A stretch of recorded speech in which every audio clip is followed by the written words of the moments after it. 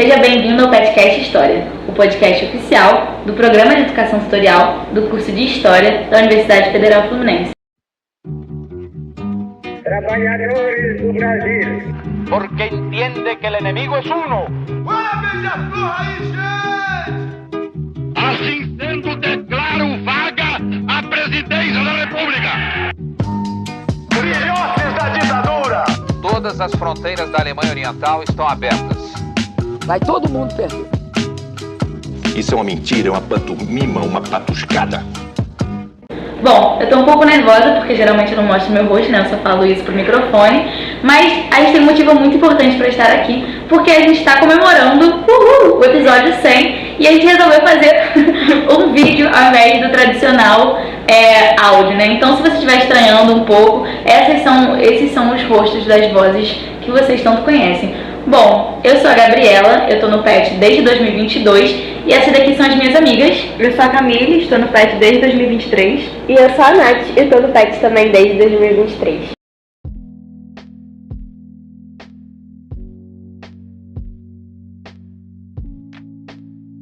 E a gente vai falar um pouquinho sobre o que é o PET, como o programa atua, o que a gente faz, enfim, um pouco de tudo. Um pouco da gente também, eu acho, pessoalmente, né, como petianos, como isso agregou na nossa formação. Primeiro eu começo dizendo que o PET História UF é o Programa de Educação Tutorial do curso de História da Universidade Federal Fluminense, que é vinculado ao Ministério da Educação e tem como objetivo principal desenvolver atividades que trabalham principalmente com interdisciplinaridade e em torno do tripé ensino, pesquisa e extensão.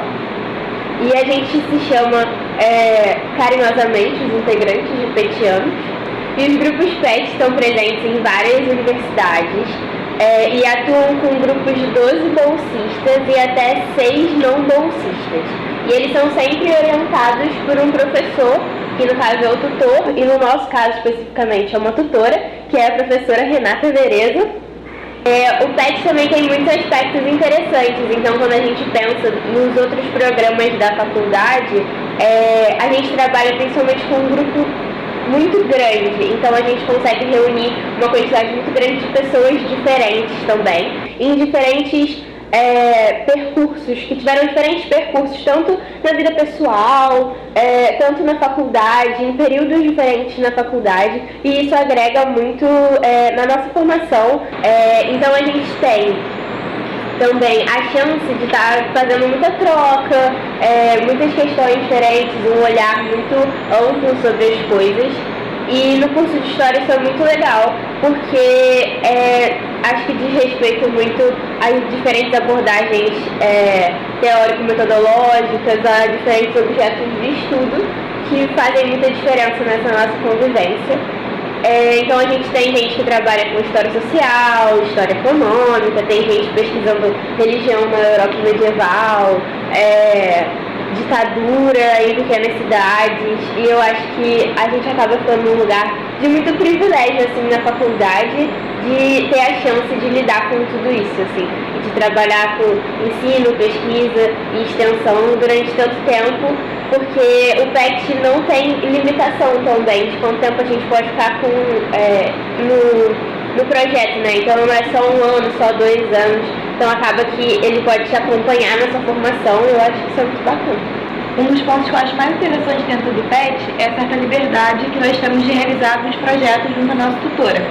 Então, por exemplo, atualmente nós temos 2 principais projetos, que é o PETcast, que é esse programa que nós estamos conversando com vocês, e o Mais História, que é o nosso projeto vinculado à sala de aula, educação. Então a galera do Mais História sempre está ali com os pés dentro da sala de aula, desenvolvendo os projetos, como a última oficina que eles realizaram, que é o ofício do historiador, que eles ensinam as criancinhas a serem mini historiadores, e também da oficina Olimpíadas de História, onde eles orientaram alguns alunos que participaram dessas Olimpíadas. Esses projetos são muito importantes para o nosso desenvolvimento mesmo, enquanto acadêmicos aqui dentro. Além desses 2 eixos, nós também temos o eixo da pesquisa, que atualmente estamos iniciando uma nova pesquisa que está focando nas questões da violência contra os professores de História. Então nós estamos realizando levantamentos de dados desses ocorridos dentro de sala de aula, para começar a tocar essa pesquisa. A gente fez a outra pesquisa que foi sobre o uso do conceito de liberdade na sala de aula, que trouxe muito disso, né? A gente estava tendo muitas discussões, muitas conversas sobre esse avanço do neoliberalismo e a influência disso na sala de aula, e foi quando a gente pensou em conversar com os professores e entender como aquele conceito de liberdade estava sendo usado em diferentes temáticas, em diferentes temporalidades. Além desses projetos, nós também temos alguns que são realizados de formas periódicas, como a tradicional oficina de escrita acadêmica, que é realizada todo semestre, principalmente para os calouros, e ali, além de explicar para eles o que é BNT, como funciona a escrita de um artigo acadêmico, de um trabalho acadêmico, nós também acolhemos eles, tiramos um pouco das dúvidas, explicamos também como que funciona um pouco a dinâmica do curso de História aqui na UF, enfim, e conversamos bastante com eles, né, realizamos essa troca.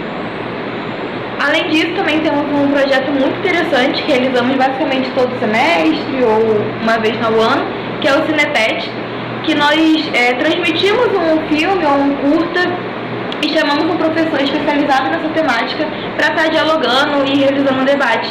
Então é sempre um evento muito interessante e que permite também que a gente tenha contato com os outros PETs, né? Atualmente os PETs que a gente tem mais contato e realiza projetos é o Geografia, o Economia e o Inter. Então é sempre uma forma muito interessante ter essa troca de áreas de conhecimento. Tem um evento muito interessante que nós realizamos em 2023, se não me engano, 24, que foi o evento do colapso ambiental, né, da temática colapso ambiental, onde nos juntamos ao PET Economia, PET Geografia e PET Inter. Então, cada convidado trouxe a sua perspectiva do conhecimento dele, então um de cada área, para dialogar sobre a mesma temática. E isso é muito rico, né, até mesmo para a nossa universidade. E uma coisa que eu acho, assim, muito legal, eu não sei vocês, mas uma coisa que o nosso PET tem, e outros PETs eu vejo isso também, é que a gente claramente tem um pensamento político e uma reflexão política dentro do PET, né? A gente pensa muito sobre o lugar que a gente ocupa na sociedade e no curso, na universidade, para poder pensar o mundo que a gente está vivendo, né? A gente é estudante de história, né? Nós somos cientistas, né? Historiadores de informação, professores de informação. Então a gente tem que pensar muito nisso, né? Porque a gente vê o contexto que a gente está inserido, de onde a gente parte quando a gente fala, e a gente para pensar sobre o que a gente vai fazer, né? Então eu acho muito legal essa questão dessa formação política que a gente passa dentro do PET também, porque a gente, como a Nath falou, a gente entra muito cedo, muitas vezes, no começo da graduação a gente entra no PET e a gente não sabe nada da universidade, a gente não sabe nada de como as coisas funcionam, e a gente vai ganhando essa consciência aqui dentro do PET, né? Eu acho que o PET, ele é um espaço que, assim, não de uma forma político-partidária, mas a gente tem claramente um posicionamento político, e isso aparece em diversos momentos, pelas próprias temáticas que a gente traz para o PETcast, né? Então a gente vai falar de questão LGBT, a gente vai falar sobre racismo, então a gente está declarando ali um posicionamento em relação a essas questões, né? A gente tem que pensar constantemente sobre o cenário que a gente está vivendo, né? E a gente está vivendo um cenário de intensificação das medidas neoliberais, uma volta do conservadorismo, ascensão do neofascismo mundialmente, e a gente tem que pensar, tipo, qual é o nosso lugar aqui? O que a gente está fazendo aqui dentro, assim, enquanto estudante de história, enquanto cidadão, enquanto PET também, né? E aí a gente também está vivendo uma descredibilização das ciências, né? A gente vê isso tanto nas ciências mais naturais, né? A gente viu muito isso na questão da pandemia do Covid, em que a questão da vacina, assim, foi completamente descredibilizada, mas a gente vê isso também nas ciências humanas, né? Então, a questão da pós-modernidade e a tirada da história como ciência, uma narrativa muito forte de que hoje a história não é ciência e que, portanto, é só uma questão de opinião, de narrativa. Então a gente se insere nesse contexto e pensa o que a gente tem que fazer, né? A gente também está falando do sucateamento da educação, então, assim, muitas vezes frustrante pra gente, porque a gente está tendo aula de educação, a gente está tendo aula de história, e a gente olha para a situação da educação no Brasil, e mundialmente também, mas no Brasil, que é de onde a gente parte, né? E a situação é dramática, e a gente fala tanto de sucateamento a nível de investimento financeiro, mas a gente também fala de um projeto de educação que não dialoga com o que a gente pensa sobre educação, né? Então a gente está falando sobre o novo ensino médio, e como ele está acabando com as disciplinas, e como que ele está transformando, criando uma educação que é voltada somente para formar uma classe trabalhadora, e que que não pensa, que não reflete sobre o meio que está inserido. E aí a gente está falando também das precarizações das relações de trabalho, a gente está falando das precarizações das relações de trabalho para os professores, porque nós somos professores, e aí a pesquisa que a gente está fazendo em relação à violência contra os professores de história dialoga muito com isso. E é isso, a gente está se pensando politicamente, a gente está pensando na sociedade o tempo inteiro. E 2024 foi um ano que a gente teve greve na UF, né? Greve dos servidores, depois greve dos professores também, que aderiram, depois greve estudantil também. E a gente trouxe a questão da greve muito forte, né? A gente esteve muito engajado na greve. E a gente teve muito a intenção de não esvaziar a universidade. Então a gente fez um evento de músicas de resistência com vários professores. Eu acho que isso foi muito importante. Eu acho que o PET tem muito essa função também de aproximar os professores dos estudantes com as coisas que a gente faz, com as coisas que a gente produz. Então a gente teve esse evento da resistência, com músicas de resistência, teve depois o evento do orgulho, mais pro final da greve. Eu acho que isso diz muito sobre os nossos posicionamentos, assim, na prática mesmo, sabe, do que a gente faz. E a gente faz muitas parcerias também, como a gente já falou com os outros PETs. Eu acho importante falar, dar esse enaltecimento também para os outros PETs, porque eu acho que é uma característica também que acompanha alguns dos grupos PET que a gente tem contato, né? Então, por exemplo, o PET Economia, o PET Inter, eu acho isso bem bacana. Então o PET é muito rico no sentido de formar a gente enquanto professor, né? Tem essa coisa de transformar a gente em professores críticos que vão entrar numa sala e não vão só botar o conteúdo no quadro, sabe? Que vão trazer reflexão também. E aí a gente está falando disso tudo, e como que no PET a gente vai fazer isso, né? E a gente fala não só da nossa própria formação como professor, enquanto petiano, né? Mas também o que a gente pode trazer para a sociedade, né? E aí a gente fala do podcast, que a gente está sempre trazendo, a gente sabe que a divulgação científica e a divulgação histórica é forte, mas o que a gente pode contribuir, né? Então a gente está sempre trazendo temáticas que são do nosso interesse, mas a partir de uma ótica mais que esteja de acordo com o que a gente pensa, né? E aí a gente também está falando das produções de materiais que a gente faz a partir da nossa perspectiva, né? E aí isso eu acho muito legal, a gente pode falar de como que o PET traz todas essas questões, e é um programa muito particular, né? Eu acho que é um programa, assim, fundamental, assim, não só no nosso curso, mas para todos os cursos, porque é isso, né? Junta uma quantidade maior de gente, muito diferente. Então essa pesquisa que a Natália falou sobre o conceito de liberdade, o que a gente fez foi separar vários grupos, e cada grupo ia pesquisar o conceito de liberdade num período e num espaço diferente. Então a gente tinha gente pesquisando liberdade desde a independência dos Estados Unidos, as ditaduras no Cone Sul, as descolonizações na África, então, e aí em diálogo com os professores do ensino básico, né? Então a gente tem a oportunidade de trazer as nossas referências que a gente adquire no curso para pensar, né, o que a gente quer fazer dentro do PET, né, para construir os nossos projetos, né? E isso é muito legal também. E aí é isso, né? A questão da interdisciplinaridade, a questão de ter um grupo grande, a questão de ter essa liberdade para a gente poder criar os nossos projetos. Eu acho que tudo isso torna o PET um lugar, um programa privilegiado, né?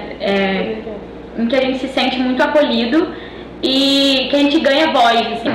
Dialogando com tudo isso, eu acho que o PET é um programa muito importante, assim. Não só para o curso de História, mas é um programa muito importante para a universidade, porque ele vai dialogar com tudo, ele vai dialogar com a extensão, ele vai dialogar com a pesquisa, ele vai dialogar com o ensino, né? E aí, juntando tudo isso com tantas pessoas, eu acho que é um programa muito único, né? Que te dá a oportunidade de fazer isso. Eu acho que todo mundo se desenvolve muito desde que entra no PET. Todo mundo aqui consegue pensar em quando entrou e o quanto que a gente mudou, o quanto que isso foi importante para nossa formação, né? Tanto nossa formação individual, como o que a gente está passando para frente, né? O que a gente quer da nossa profissão, o que a gente quer enquanto historiadores, o que a gente quer enquanto professores. E o PET eu acho que é essencial e torna a gente, professores historiadores, muito melhores, assim, muito mais completos. E eu acho que isso é quase que um manifesto em defesa do PET, né? Esse episódio sempre pra trás. E aí, fiquem acompanhando aí para saber mais sobre o PetCast. E a gente vai contar um pouco da nossa história ao longo desse episódio, da história do programa, se aprofundar um pouco mais no que mais a história faz, no que o PetCast faz, que eu acredito que vocês sabem muito bem, porque se eles estão ouvindo a gente é porque eles já sabem. E falar também, mostrar um pouco como são as nossas reuniões, um pouco da nossa tutora, o grupo como um todo. Então, termina de assistir aí, termina de ouvir e a gente vai ver. Sem spoiler.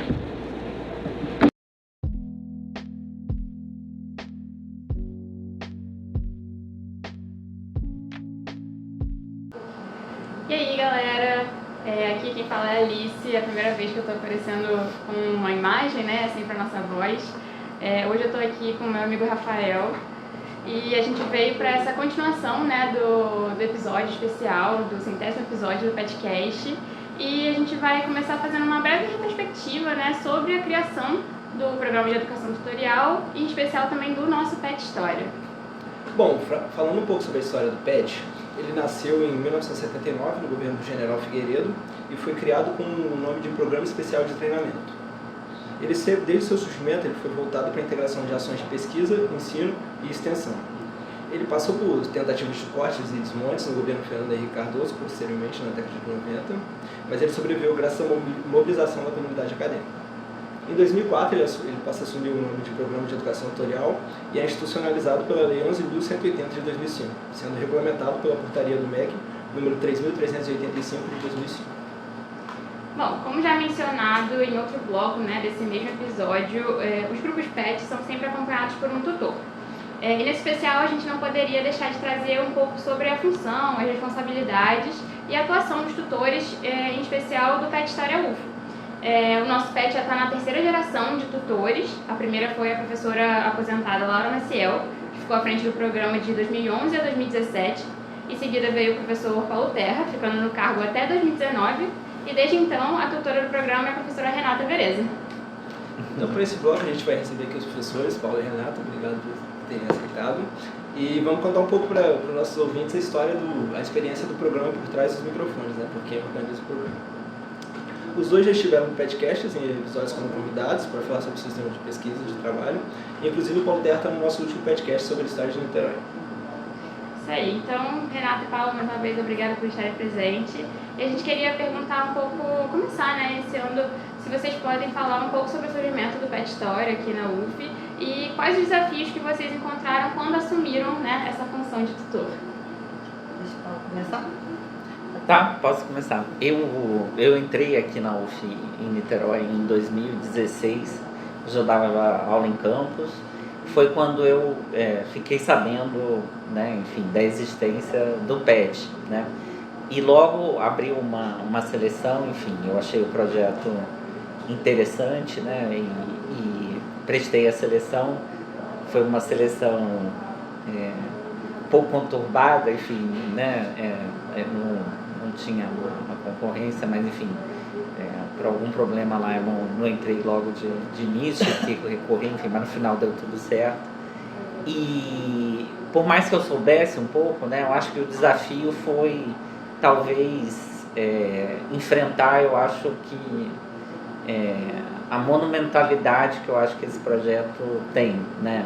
Porque quando a gente passa a ser tutor, eu acho que quando vocês também, né, passam a trabalhar no projeto, né, eu acho que a gente tem essa dimensão das frentes muito diversas e variadas, né, que esse projeto abarca, né. Então eu acho que esse para mim foi um desafio, porque a nossa formação, né, a gente está acostumado com a docência, está acostumado com a pesquisa, mas o aspecto da extensão eu acho que é um aspecto muito frágil, né?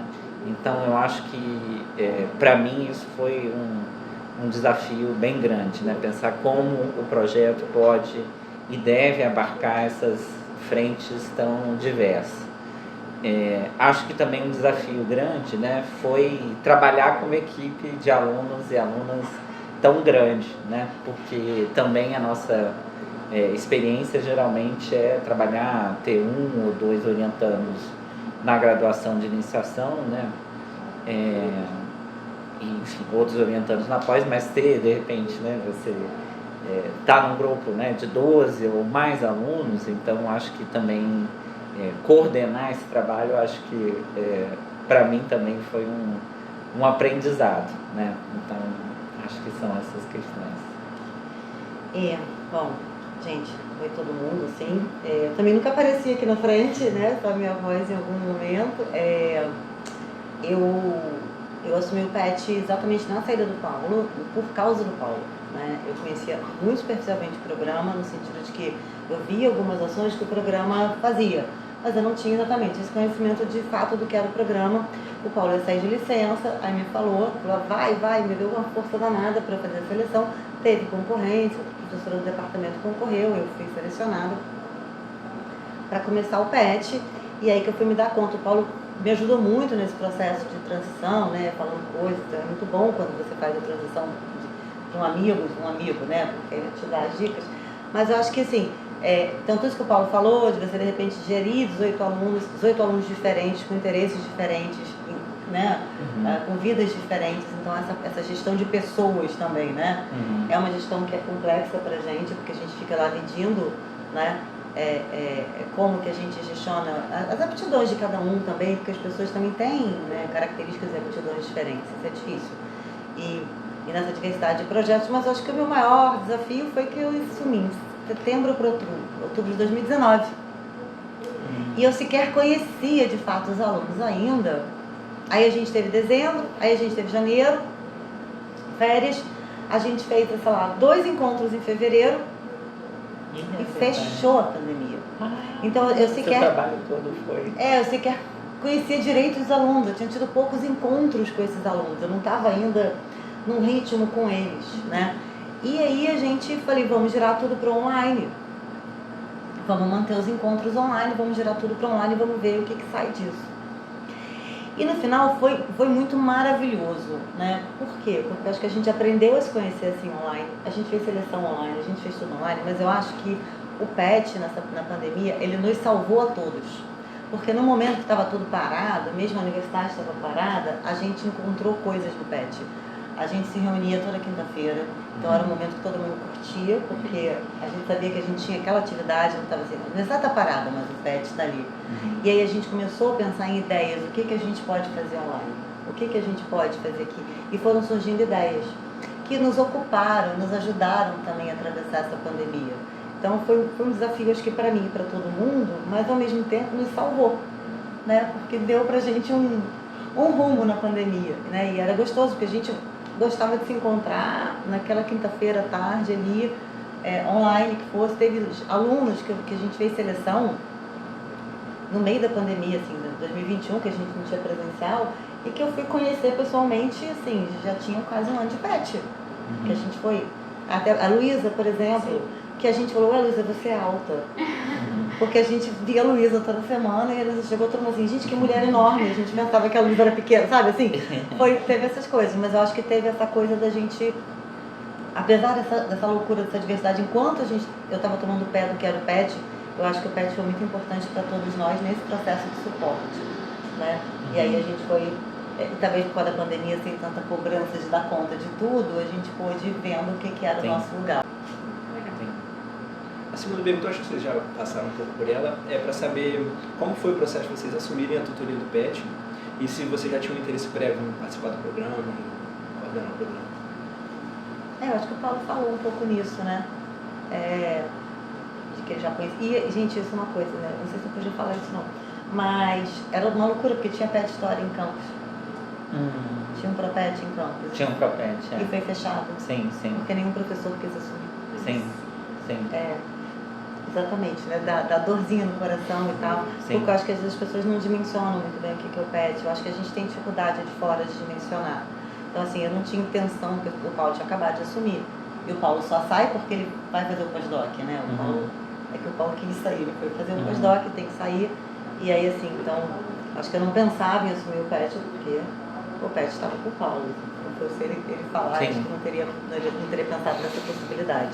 Mas eu já achava que a Renata tinha todo o perfil, né? E eu acho que foi, enfim, né? Na seleção, acho que foi a melhor melhor escolha possível, né? De qualquer forma, acho que Mas tem, eu vocês têm mas eu acho ainda que a um gente perfil tem... bastante, né? Mas eu acho que a gente ainda tem dificuldade de conseguir publicizar dentro da universidade o que a gente faz. Eu acho que a gente ainda tem essa dificuldade junto aos colegas, por mais que a gente fale, assim, e talvez porque eu não tenho encontrado alguma forma de fazer com que o nosso instituto de fato assuma o PET História como um projeto deles, entendeu? Não como um projeto da Pró-Reitoria. Um projeto deles e que eles de fato abracem e deem importância, né? Porque assim, geralmente as pessoas não sabem muito bem o que a gente... Sabem uma coisa ou outra, mas assim... A gente fala, mas as pessoas não prestam atenção. E eu acho que estão falando do PET de forma geral. A gente no Intropet, semana retrasada, né? Isso. A gente estava conversando entre os tutores isso também, né? Todo mundo um pouco que se ressente, né? E a gente está pensando em que a gente pode fazer para tentar dar visibilidade ao programa na instituição.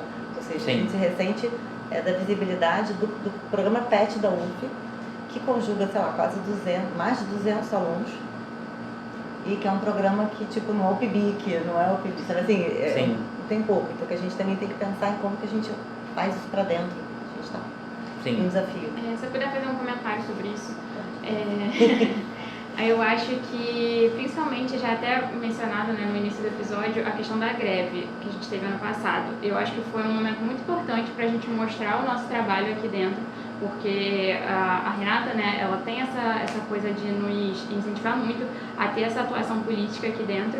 Então a gente se colocou muito na greve, a gente quis muito fazer atividades de greve, não só para não esvaziar a universidade, mas também para mostrar a capacidade do PET em produzir, em criar, em estar agregando aqui na universidade. Então eu acho que foi um momento muito importante.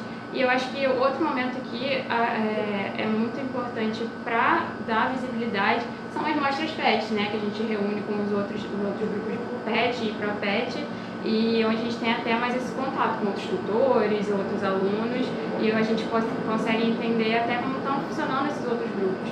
Eu acho que são momentos que a gente consegue ter mais noção do que acontece por dentro do PET. Eu acho que já vou emendar, querem fazer um comentário? Não, eu só ia tocar num ponto, que eu acho... se a gente tem uma dificuldade, eu acho, dentro dos institutos, né, enfim, dentro dos departamentos, mas eu queria ressaltar que eu acho que esse apoio institucional, né, da Pró-Reitoria, ele acaba sendo fundamental, justamente porque eu acho que tem uma fragilidade, e aí eu vou mencionar um caso específico, que foi o risco da gente perder a sala, que na minha gestão houve uma ameaça, enfim... A gente não aumentar, é de perder a única sala uma questão que tinha. de ter, né, política no momento, enfim, de quererem retirar a sala do PET. E assim, eu acho que nesse sentido, o que ajudou naquele momento, e eu acho que, né, ter o apoio dos funcionários trocou na minha época, né, enfim, mas da própria Pró-Reitoria foi o que salvou, né, então eu acho que me impressiona, assim, né? Você estava comentando um programa lançado em 1979. A gente sabe que no histórico do Brasil é muito difícil a gente ver a continuidade de programas, principalmente na área da educação, né? Então você tem um programa tão longevo, né? A gente já viu, né? Por exemplo, o próprio PIBID enfrenta uma fragilidade muito maior, né? Já foi descontinuado, enfim. Aí agora tem a residência, né? Mas que também volta e meia é uma ameaça, mas o PET há ainda uma longevidade, uma certa capilaridade, né, que nas reitorias, né, que eu acho que isso também ajuda com que o programa permaneça, né. Mas é claro, pensar nessas formas de visibilidade, né, é fundamental. Mas eu fico pensando, desculpa, eu acho que eu estou entrando em outra coisa, mas se isso não tem também uma prevenção, eu acho um certo desprezo que eu acho que existe ainda por algumas pessoas na academia para as coisas feitas pela graduação, né? Ah, sim. Eu acho que tem. Né? Se fosse um programa de tutoria de pós-graduandos, talvez tivesse. Então, seguindo um pouco para a próxima questão, eu vou ainda nesse tópico de coisas por trás do PET que talvez a Adriana tome muito conhecimento, é que dentro de funções de tutor existe uma parte burocrática muito grande, né? De lidar com bolsa, de autorização da bolsa, no caso, existe uma questão de relatório, de programação para os anos seguintes, que vocês têm muito essa questão de prazo, que tem que responder à pró-reitoria, né? Então, eu queria saber um pouco mais como é que foi para vocês lidar com isso, se é muito complicado, se é um trabalhinho mais chato, ou se como foi para a experiência de vocês. Acho que a vida do professor que as pessoas não sabem. A gente todo projeto, assim, porque eu acho que tem a ver com o que as pessoas imaginam um pouco no trabalho da universidade, né? Mas é relatório que a gente preenche, né? Quando é formulário. A verdade, gente, a nossa vida, às vezes eu acho que a minha vida é preencher relatório, preencher formulário, é dar conta de alguma coisa, é dar conta de prazo. O tempo para pesquisa, por isso que todo mundo desesperado para fazer pós-doc, atrás de licença, é pra gente não ter nenhum relatório prazo, conseguir de repente se dedicar mais a uma pesquisa. Porque eu acho que a vida na universidade, ao longo das décadas, se burocratizou muito, né? Então hoje, sei lá, você fazer, eu vou para um congresso, aí eu tenho que pedir afastamento. Nós funcionários públicos não podemos sair do país sem pedir afastamento legal, sem ser publicado no diário oficial, se a gente não tiver de férias. Aí você tem que entrar no SEI, né, Paulo? Você pergunta pra eu o que eu sei, porque você vai fazer assim, vai dizer, eu sei. Aí você tem que fazer decoração, você tem que subir no SEI, tem que procurar. Eu acho que assim, eu tô falando isso porque eu acho que o SIGPET, né, que é o sistema que a gente administra, ele faz no mesmo esquema dos outros sistemas, entendeu? A coisa relatórios, a mesma coisa, a gente vai pedir uma verba sempre pequena CAPES, também você tem abre o formulário, tem as partes, assim, eu acho que um pouco, vamos dizer, chato, mas faz parte um pouco já da nossa rotina acadêmica, né? As coisas que a gente... Infelizmente é isso, a gente tem uma parte muito grande do nosso trabalho, que é lidar com a burocracia, né? Então é preencher relatório, preencher formulário, e isso é um problema, assim, que eu acho que talvez pensar que uma pequena parte fosse isso, né? Mas na verdade grande parte do nosso trabalho acaba sendo isso, né? Então, produção de conhecimento, enfim, acaba às vezes você fazendo nas férias, né? Fazendo quando tem uma licença, porque, enfim, o dia a dia ele é preenchido. E nesse sentido, né, eu acho que a questão, né, do PET, né, de preencher, a questão da presença dos alunos, enfim, né, das demandas dos relatórios, acaba sendo algo a mais para essa carga bastante exaustiva que a gente tem, né? Então, acho que é uma pena que a gente não possa contar, enfim, com outros apoios, inclusive para pensar esse trabalho burocrático. Mas uma questão que eu acho que é importante também levantar, né, é como que aquele aporte, né, aquele valor que é utilizado, né, para que a gente possa comprar material, enfim, né, como isso, pelo menos na minha época, diminuiu, e em relação ao tutor anterior, antigamente podia até comprar equipamento. A rubrica foi limitada a custeio, que é um problema, porque custeio basicamente a gente pode comprar papel, caneta e guardanapo, e hoje em dia o que a gente recebe, a verba não é ruim, mas assim, a gente não utiliza, a gente devolve, porque mas a gente compra papel, caneta e guardanapo, enfim, né, ou seja, a gente não é um laboratório que a gente vai comprar reagentes, a gente vai comprar esse tipo de coisa, então, né, a gente não tem muito o que gastar, quando a gente não faz imensos equipamentos, mas não é que não muda a rubrica, porque na verdade, é só, o dinheiro vai ter no mesmo lugar. Né, que vai vender, basta mudar a rubrica, capital para custeio e a gente deveria comprar equipamentos novos, né? Por sorte agora o Instituto nos deu, o computador muito grande, né? Eu uma doutora dramática, eu chego lá e falo, vou fechar o PET, eu faço mesmo, tá? Eu chego lá e falo, vou fechar o PET, porque não tem condição, que não vamos entregar esse PET, porque não tem condição de funcionar, aí a direção me olha assustado, o que tá precisando? Eu faço drama, a gente consegue computadores, mas o que não seria necessário, porque tem verba, a gente só não pode usar também. Agora, só uma coisa assim que eu vou falar, a gente reclama, olha só, eu não reclamo de ter que fazer planejamentos, projetos. Eu sou uma pessoa que defendo firmemente a necessidade de fazer planejamento de projeto, porque eu acho que quando a gente não organiza, não bota no papel, não estrutura, a chance de a gente conseguir levar à frente as ideias é muito menor. O mínimo de planejamento, o mínimo de projetos, você vai fazer o quê, quando, aonde, ele é muito necessário. A gente na corrida do dia a dia acaba não vendo a importância da gente sentar para e falar, bom, por isso que eu faço no reunião, o que a gente quer fazer ano que vem? Né? O que a gente está com vontade de fazer? Porque a gente está parado, porque senão a gente vai sendo levado no fluxo. E se a gente quer realizar uma coisa nova, a gente tem que parar, pensar no que a gente quer, né? A gente quer de fato fazer isso, a gente quer continuar com isso. Então, de todas as coisas do PET, essa parte do planejamento, eu até acho uma parte que é chata de fazer, mas eu acho ela super necessária, né? Porque obriga a gente a dar aquela tarefa, bom, o que a gente quer continuar ano que vem? O que a gente acha que deu certo, o que não deu? A gente obriga esse balanço e essa organização para começar uma coisa nova. Então, por mais chato possível, eu acho que é necessário. Bom, nos encaminhando no final, então a gente gostaria de saber para vocês qual é a melhor parte e a pior parte do PET. Para mim, eu acho que a melhor parte, eu acho que foi justamente me ver num projeto com tantas frentes, né, quase um monte de tarefa. Então, acho que isso, para mim, foi o mais desafiador, porque não é fácil, né? Eu acho que a gente tem poucas experiências assim na universidade, então para mim isso foi muito, muito interessante, né? Eu acho que também lidar, né, com um grupo grande de alunos foi ao mesmo tempo muito interessante, mas também desafiador demais, não é fácil, né? Às vezes, inclusive, tem algumas questões, às vezes tem um ou outro, uma estudante ou um estudante, né, enfim, com alguma questão com o grupo, então gerir esses recursos humanos, para mim, às vezes, eu tenho um pouco de dificuldade, enfim, né, também, às vezes, tentar dirimir conflitos, ou às vezes também, né, as próprias questões que estão presentes com a gente mesmo em relação ao grupo, que isso também acontece. Então, acho que isso foi a coisa mais gostosa, mas também mais desafiadora, dizendo isso da forma mais polida, né, porque não é fácil, né, eu acho que a gente tem pouca experiência também com o trabalho coletivo e também com uma experiência de uma gestão democrática, né? Porque a própria universidade em si, ela talvez se vista como mais democrática do que de fato muitas vezes é, né? Porque a gente sabe, né, que a gestão nem sempre é tão democrática quanto se apresenta, né? E a gente vivenciar isso na prática demanda um esforço, né, um exercício, um compromisso cotidiano, né? Porque a gente tem que, de fato, né, estar disposto a ouvir, estar disposto a discutir, a ceder, né, a negociar, e não é fácil, né? Seria muito mais fácil chegar e impor aos alunos, né, uma determinada programação, como você falou, né? Pensar já a gestão da programação de uma forma coletiva já é um exercício, né? E eu acho que esse é um projeto que não é possível de ocorrer se não for dessa forma, né? Porque as pessoas não vão ficar. Essa também é uma questão, né? Você também precisa ter um comprometimento dos petianos e das petianas, né, para que a coisa dê certo. Ninguém vai se comprometer tanto, né, em se engajar naquela atividade, se não se sentir que aquela atividade também é algo que traz, né, que foi colocado por ela, né, que traz algo dela também, né? Bom, tentar ser rápida. Eu acho que tudo é desafiador, eu acho que trabalhar com tudo é desafiador. Eles vão fazer só o que eu quero, pra mim ok, porque eu tenho filhos. E aí essa parte da vida que as pessoas não fazem, que a gente quer, a gente tá também ainda tá, entendeu? Não faz que a gente já tem isso daí, já traz pra gente. Eu acho que, pra mim é difícil quando eles vão, assim, engraçado, né? É difícil quando eu tenho que desligar alunos, eu desliguei vários alunos por motivos distintos, isso pra mim é doloroso. De alguma forma eu me sinto falhando e não ter conseguido fazer com que aquele aluno se interesse. Isso que é falha minha, de alguma forma até é, né? A gente é professor, a gente tem experiência, etc e tal. Mas pra mim é muito difícil quando vocês se formam de embora, gente. Eu sinto, tipo, vazio. Eu sei, é lado bom, porque vocês estão completando o curso, e vocês estão dando outros voos, vocês estão indo pra outras coisas novas e boas. Mas ao mesmo tempo eu sinto assim um buraquinho, sabe? Eu falo, ai meu Deus, né? E eu vou ter que me acostumar com novas pessoas, e isso pra mim é sempre o desafio, de acostumar com novas pessoas. E eu acho que eu curto muito tudo, né? Vocês sabem disso, se a gente fizer mais 5 coisas diferentes, eu vou estar animada, porque eu gosto da ideia de a gente fazer um monte de coisa diferente. E se for uma ideia maluca, eu vou achar mais legal ainda, e vamos fazer mais um pouco de temperamento de uma pessoa que não gosta de fazer sempre a mesma coisa. Então, pra mim, eu acho que essa diversidade de coisas ao mesmo tempo acontecendo, ela enlouquece, mas eu me divirto. E a minha dificuldade é sempre essa, a minha dor é vocês irem, não, mesmo com motivos bons, e quando tem alunos que eu de fato percebo que não estão rendendo ali, e que eu preciso desligar aquele aluno. Eu fico com medo de ser injusta, eu fico com medo de errar na mão, mas eu sinto que precisa, porque não está rendendo. Isso pra mim é sempre a parte da dúvida, sabe? Então, acho que é isso. A gente quer agradecer mais 500 vezes por vocês estarem aqui. Trabalho de essencial, tanto o Paulo já fez, o Renato vem fazendo com a gente. Eu amo ser parte do PET, eu amo ser uma petiana, então poder ver isso com a Rafael, com a Renata e o Paulo quando participa. É a nossa tutora honorária, exatamente. É a nossa tutora honorária. Então, participar de tudo que a gente faz, então queria agradecer mais uma vez. E Rafael, quer falar mais alguma coisa? Só agradecer também a pessoa que esse momento eu achei muito especial. 100 episódios do podcast é uma marca muito grande pra gente, foi importante, e é isso, só isso. Eu queria falar. Pode falar, cara. Não, eu queria falar, porque eu sou honorário, porque tudo que vocês me chamam eu não digo não, porque eu acho que eu sempre falo isso, que eu reconheço muito o trabalho que vocês fazem. Eu acho que é excelente, assim, num nível excepcional, né? Então eu faço questão, toda vez que vocês me chamam de registrar isso, eu faço questão de registrar isso novamente. Vocês estão super de parabéns, eu fico babando, acompanho tudo que vocês fazem, e acho que vocês estão fazendo coisas melhores. Então eu acho também deixar um agradecimento público, né? A Renata, né? Também a todas as alunas e alunos, né? Vocês fazem um trabalho excelente. Eu acho que o PET voou, assim, né? Isso é fruto do trabalho de vocês. Eu quero também deixar registrado, né? Eu acho que um agradecimento público, né? Que eu acho que por parte dos professores, né? Do Instituto, né? Da universidade, eu acho que inclusive de Niterói, eu acho que, né? Deixar esse agradecimento e esse reconhecimento que vocês estão fazendo um trabalho excelente. E quando as pessoas fazem um trabalho excelente, a gente tem que cobrar quando é necessário, mas também a gente tem que saber parabenizar e agradecer quando o trabalho é tão bem feito como vocês fazem. Acho que eu quero agradecer em nome do PET. Muito obrigada. E eu acho que é isso. A gente tem que ficar aí ouvindo o resto do episódio sempre. Tem muita coisa legal ainda pra acontecer.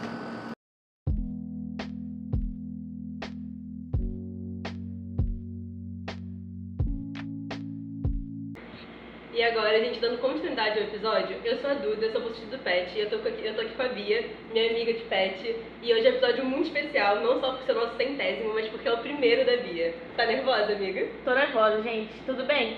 Meu nome é Bia, nunca apareci aqui, vocês nunca ouviram minha voz, mas eu espero que a gente comece de um jeito muito bom.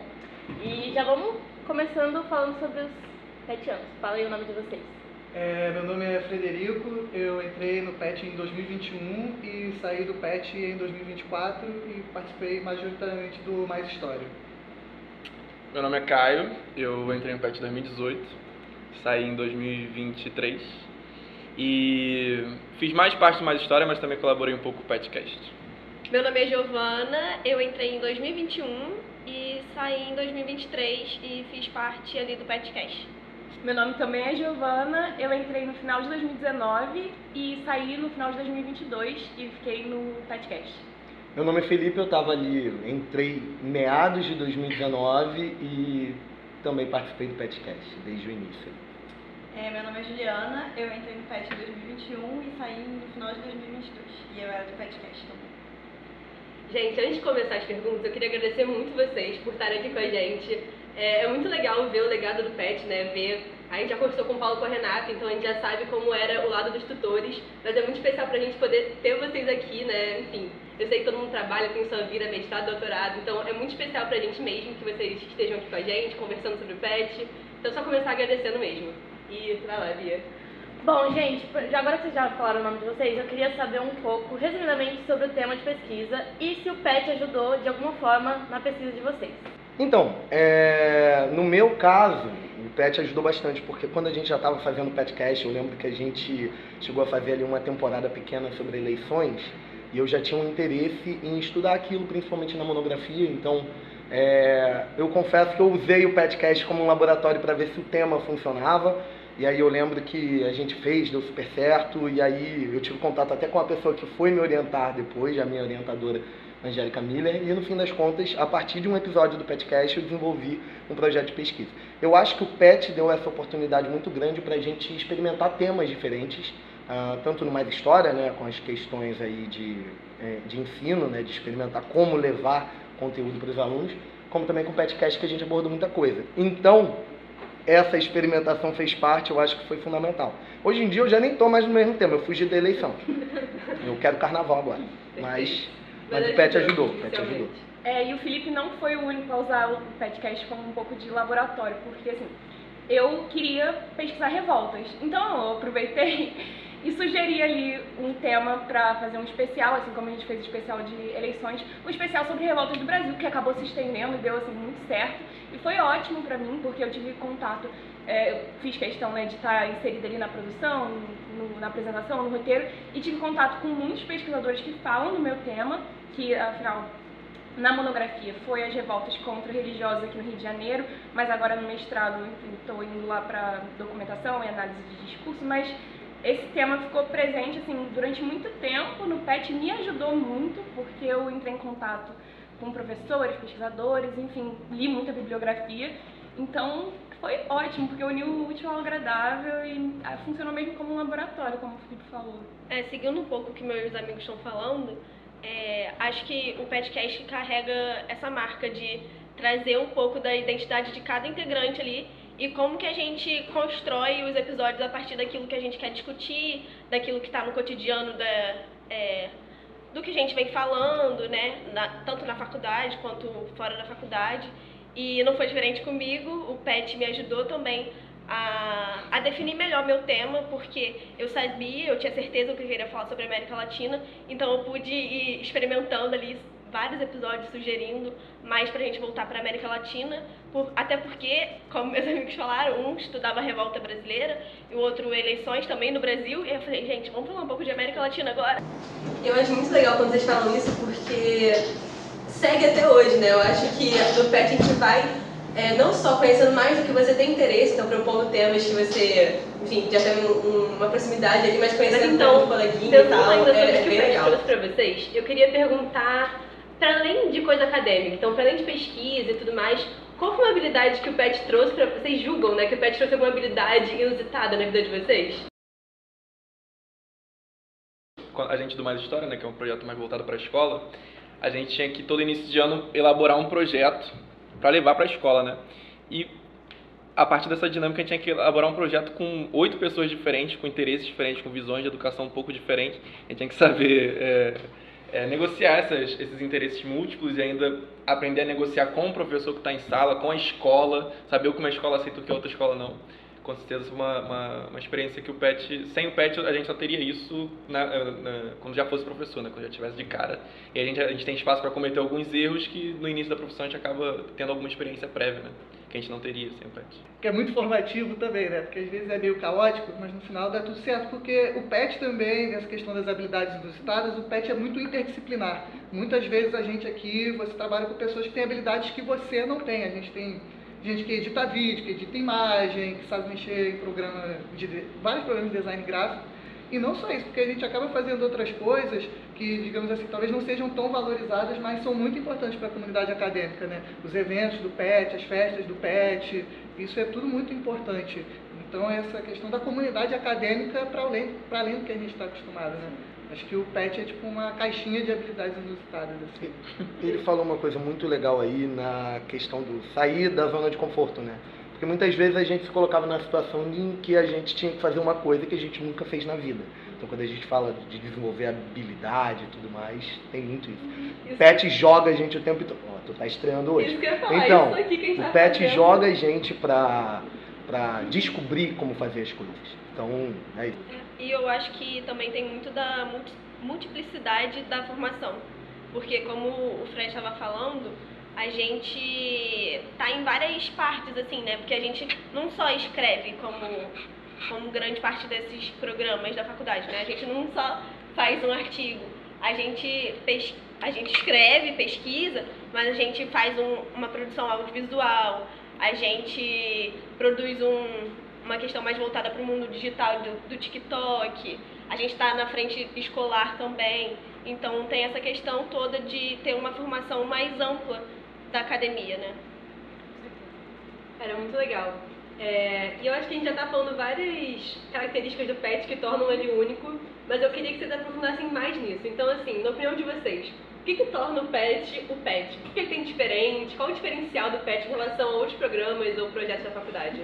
Pra mim, com certeza, o fato de que o PET é, pra mim, o melhor programa que vai juntar pesquisa, extensão e ensino, gente. Isso é o único do PET.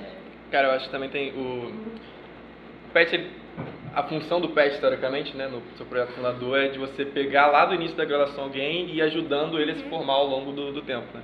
Então, o PET ele não tem limite, né? Geralmente, PIBIC tem ali 1 ano, 2 anos no máximo. E você acaba tendo renovação. E o PET tem renovação também, né? Mas ele te dá a possibilidade de você fazer boa parte da graduação dentro do programa só, né? Eu, por exemplo, fiz minha graduação praticamente inteira. Entrei no segundo período e saí só no último.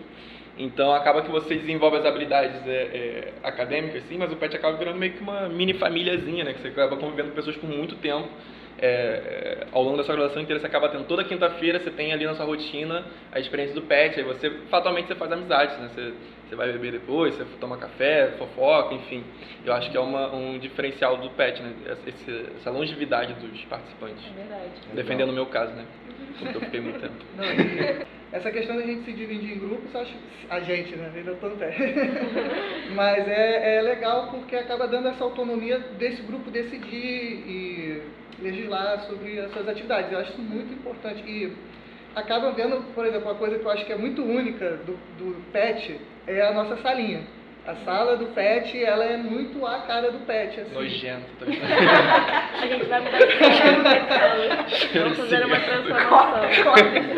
Vem aí o Lardocilar da sala do PET. Literalmente. Não, mas real. E o PET vira ele é tipo uma facção, né? Porque você... As analogias vão daí pra baixo. Você tem um sentimento de pertencimento, né? Eu percebi isso que o Fred falou. A gente do PET, né? O Fred saiu há 1 ano do PET. Eu saí há 2 anos do PET, eu sempre falo, tipo, nós do PET, ou a gente, né? Eu me coloco no... E esse sentimento de facção é incrível, porque eu acho que... Isso aconteceu comigo, eu acho que outras pessoas incentivam nossos amigos a participarem do PET, porque eu fiz isso, gente. Eu falo, gente, o PET é ótimo, faça um processo seletivo, a gente se diverte, a gente aprende, a gente faz muita coisa, então acabou que isso vai acontecendo, a gente chama as pessoas e é muito nós alunos sendo protagonistas, não é igual um PIBIC da vida que você, enfim, óbvio, vai desenvolver um trabalho de pesquisa, mas a gente aqui, eu acho que é isso, né, a chave é da autonomia. Bom, é interessante que a gente já entrou na minha pergunta, né, porque eu entrei no PET no 2º período e eu já tô no 7º, tô aí ainda, e... Eu acho que eu fiz muitas amizades no PET, mas eu também entrei com muitos amigos, né? Tem a Duda, tem outras amigas minhas muito especiais. Eu fiz amizade com o Caio, com o Fred, com a Juliana, com todos vocês. E, enfim, seria muito interessante agora vocês falarem sobre a relação interpessoal. Entrando aí nessa mesma linha que vocês estavam já. Como que foi? Muita coisa, né? Hoje a gente não vai falar de problema. Amigos, então, na paz de Cristo. Eu quero destacar aqui uma coisa legal, que, por exemplo, o Giovanna era uma pessoa que eu não conhecia antes do PET. A gente se conheceu no PET e a gente construiu uma amizade na prática do PETcast. Chegavam a fazer a piada, era o William Bonner e Renata Vasconcelos ali na bancada do PETcast, porque a gente apresentou muitos episódios juntos, a gente fez roteiros juntos, a gente discutia, a gente criticava às vezes quando algo estava dando errado, e aí a gente foi percebendo até em momentos difíceis, porque a gente passou por um grande momento difícil, que foi a pandemia, mas a gente percebendo até como viramos suporte um para o outro em alguns momentos, de fofoca de famoso que a gente acompanhava na internet até realmente coisas pessoais, e tudo isso a partir do trabalho que a gente fazia. Eu lembro até que a gente tem a seguinte situação que é divertida, que durante a série Revoltas, eu lembro que teve um episódio que era o de Revolta dos Malês, que a gente não queria fazer porque a gente achou que dava para focar em revoltas menos conhecidas, e aí insistiram, não, tem que ter Revolta dos Malês. Ficamos muito irritados, para não usar as palavras chulas aqui. Então a gente ficou muito irritado. Ele falou, então vai ter. Agora vai ter que ter. Quem apresentou o episódio? Os dois. Porque quem sugeriu não fez. E aí a gente fez o episódio extremamente irritado. Polêmico. E o pior de tudo, o episódio ficou ótimo. Claro, né? E aí a gente ficou ótimo, olha só. E aí é divertido isso, como, claro, gente, é polêmicas, mas todas as coisas têm atrito, né? Tudo tem atrito na vida, faz parte. Então, até nessas interações mesmo, Nas vezes que a gente se irritava, a gente estava junto, às vezes a gente discutia também, porque faz parte, mas eu acho que essa conexão de trabalhar junto, da autonomia, tudo isso foi criando vínculos. E é claro, a forma como a gente incentiva, como vocês já mencionaram também, como a gente incentiva a gente a entrar, eu, por exemplo, incentivei a Juliana. Me perturbava, gente, me perturbava bastante. E conseguiu. Consegui, então assim, é isso. Essa questão, né, das nossas relações, assim, acho que isso foi muito marcante também quando a gente voltou para cá no presencial, em 22.1, né, da gente poder começar a se ver, ainda mais quem entrou na pandemia, né, porque a gente só se conhecia via telinhas, né, e aí eu lembro que a gente fazia muita coisa, ficar conversando depois da reunião, eu lembro que, poxa, eu ficava na UF de segunda a sexta, né, eu vinha para cá todo dia, e eu ficava na sala do PET, e quem é que estava na sala do PET também de segunda a sexta? Caio. Era o Caio. E aí Só olha, porque ninguém tinha chave, nossa, que é pabuca boa, mano. Agora todo mundo naquela sala. Então essa coisa, tipo, todo dia eu vinha pra UF, via alguém do PET, aí a gente falava, tá foda, né? Olha ali, tudo bem, é depois da meia-noite. Depois Não, real. E é no Multishow, né? A gente tinha criado, tipo, esse grupo a gente teve uma seleção no PET em 2019, no finalzinho, e aí entrou a Giovana, entrou alguns participantes. Aí a gente teve uma reunião com essa galera e aí foi pandemia, né? E aí a gente ficou, tipo, 2 anos, 2 anos toda quinta-feira se falando, mas, tipo, várias pessoas a gente nunca tinha visto pessoalmente, né? Aí teve essa primeira reunião, foi muito boa. Foi na volta, lá no início de 2022 ainda, que a gente fez a reunião, de vez em quando a gente faz a reunião e acaba indo pro vestibular do Chopp, né? Amém. E aí a gente conheceu várias pessoas, conheci o Fred. Cara, o Fred, todo mundo achava ele maluco na pandemia, né? Porque ele tipo, geralmente ele ficava com a câmera fechada, aí quando ele abria ele tava, tipo, todo descabelado e gritando com a câmera, igual um maluco. Sabe os caras na fornalha do Titanic? Era o Frederico abria a câmera. Não, e ele falava umas coisas super interessantes, assim. Isso, galera? Dava várias ideias no projeto, era super produtivo. Não, super produtivo. Falava muito rápido. De onde ele tá tirando tanta ideia? E aí a gente acabou virando amigo, né? Durante esse tempo. É inevitável, até porque se a gente não virasse amigo, trancaram a gente na sala do PET já uma vez. Rolou isso, né? Então, não tem foi muito o que forçado fazer. a virar amigo naquele Camisa da amizade, aí todo mundo junto. Entendeu? Eu nem lembro que a gente tava gravando o primeiro PetCast presencial. Era o PetCast do Confidência Tiradentes, Em né? Confidência Mineira. E aí uma ex-integrante do PET, a tia de Bonton, trancar a gente na sala. E aí a gente ficou trancada por 5 horas lá dentro. Mentira. Atritos acontecem. É o poder da Tem que amizade. deixar claro pro público. Mas a sala do PET é muito uma casa pra gente, né, que fez parte do PET. Até hoje em dia, tipo, eu não tô mais no PET, mas eu continuo aqui na UF como agora no mestrado, né, e às vezes eu pergunto, tem alguém na sala? A sala tá aberta? Tem café? Tem café? Porque volta e meia a gente quer um lugar pra estudar e é ali que a gente meio que cresceu na graduação, né, então ali que eu sinto que é como se fosse o meu quartinho aqui na UF, sabe? Sim. Pra fechar, é só isso. Eu acho que eu lembro com muito, óbvio, muito carinho com tudo que eu cresci academicamente no PET. Mas no final das contas, cara, é as cantareiras depois da reunião. A própria reunião em si, a sala do PET, eu acho que isso foi... a gente ria também. Isso foi, assim, o ponto alto da minha graduação, com certeza. Cara, é muito legal ver como o PET realmente é esse lugar de amizades e cantareira, e a sala do PET. E é um legado, né? Porque eu entrei no PET sem conhecer ninguém, tipo, eu só entrei e eu fiz tantos amigos tão especiais, inclusive a Bia, que a gente foi ficando amiga, e hoje a gente mora junta. É a pessoa... Amiga da minha tia. Não, a gente é amiga mesmo. Mas enfim, é muito especial. É muito doido, porque quando a gente... Essa ideia surgiu no meio de uma reunião do PET, na verdade, sabe? E a gente conversou, não, imagina se a gente morasse junto, isso, aquilo.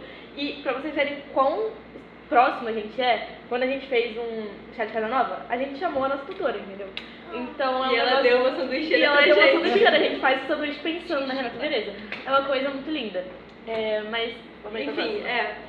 E outro tópico que eu queria falar com vocês já abordaram um pouco, mas pra gente mergulhar um pouco mais nisso, é a questão da pandemia. Vocês falaram que a pandemia foi um momento complicado, e reunião online e tudo mais, mas qual foi o papel do PET na pandemia pra vocês? Tipo, como é que vocês lidavam com isso? Se era um problema, se era uma solução, enfim, como é que era?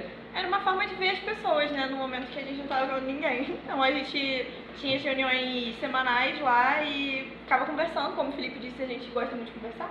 Então a gente ficava conversando muito antes da reunião, depois da reunião, e era uma forma de entrar em contato com pessoas que a gente não conhecia, porque a minha seleção, por exemplo, foi no meio da pandemia. Um pouco antes, né? Foi um pouco antes. Não, foi na pandemia. Foi na pandemia. Eu lembro, É verdade, lembrei do dia do meu processo seletivo. Não, é triste.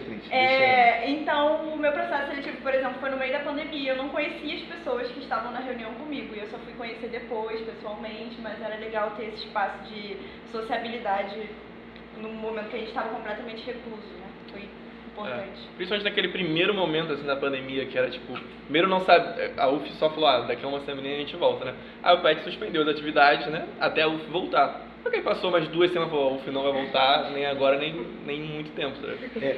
Eu lembro do terror da Renata, que a Renata, medievalista, vira e fala, gente, pandemias duram séculos. E aí, nesse momento, pô, a gente não tinha nada pra fazer, porque nem a UF estava funcionando. A UF só vai voltar a funcionar em agosto, setembro, uma parada assim. E a gente continuou fazendo coisa no PET lá, um post, a gente criou, óbvio, né? A única coisa que tinha que fazer era mídia social, as coisas, foi aí que surgiu o Memorizando. Os jogos também. Os jogos. Eu acho a gente fazia um ensino PET de vez em quando online. E a gente acabou unindo o útil ao agradável, porque assim, o PetCast já era uma ideia do Felipe, que a gente amadureceu ali na primeira reunião antes da pandemia, mas aí acabou que foi útil mesmo, a gente tá online e aí as pessoas, isso acabou propiciando que a gente conseguisse convidados de outros lugares do Brasil, então foi ótimo nesse sentido, né? Apesar de ter sido um momento muito solitário, muito difícil, foi bom pra gente amadurecer o PetCast, enfim, acho que sendo online também foi mais fácil. E é isso, as reuniões duravam bastante e duravam porque a gente conversava, porque a gente contava como era a experiência de cada um em casa e assim, o PetCast também, né? Quando era só a gente se reunindo, a gente conversava, ria, e é exatamente o que o Caio falou, nesse período de março a setembro, que a UF não estava tendo aula, a gente também se engajou no PET porque a gente estava com medo a gente estava ameaçado num momento que era muito complicado para o país, a gente queria mostrar serviço, mostrar que a gente estava atuante, enfim, acho que o PET e a pandemia, assim, foi um momento que a gente amadureceu, criou laços, fez de uma situação horrível uma coisa boa. Então, juntando com tudo isso que vocês falaram, eu lembro, por exemplo, como a Giovana estava mencionando dessa questão aí, de março até setembro, esse período, para mim, pessoalmente, é um período que minhas memórias ficaram muito emboladas, muito confusas. Então, aquela missa religiosa ali, que era a reunião do PET, aquela quermesse de toda quinta-feira, fazendo referências à Igreja Católica, né, porque conclave é coisa do momento. E aí o que a gente tinha, assim, era a interação realmente que ajudava a manter a sanidade mental. Porque a pandemia, ela tem aquela coisa de você perder a hora, perder a noção do tempo. Você vai dormir 2 da manhã, você acorda meio-dia do outro dia e vai tudo desaparecendo na memória. Pra mim, eu tive essa experiência das memórias ficarem muito perdidas ali, mas eu lembro das reuniões do PET, dessas conversas, dessas interações. Às vezes a gente tinha até mais de uma reunião na semana, quando a gente sentia que todo mundo estava naquela necessidade ou quando a gente precisava resolver alguma questão do podcast. Então, isso foi uma experiência cativante daquele período também.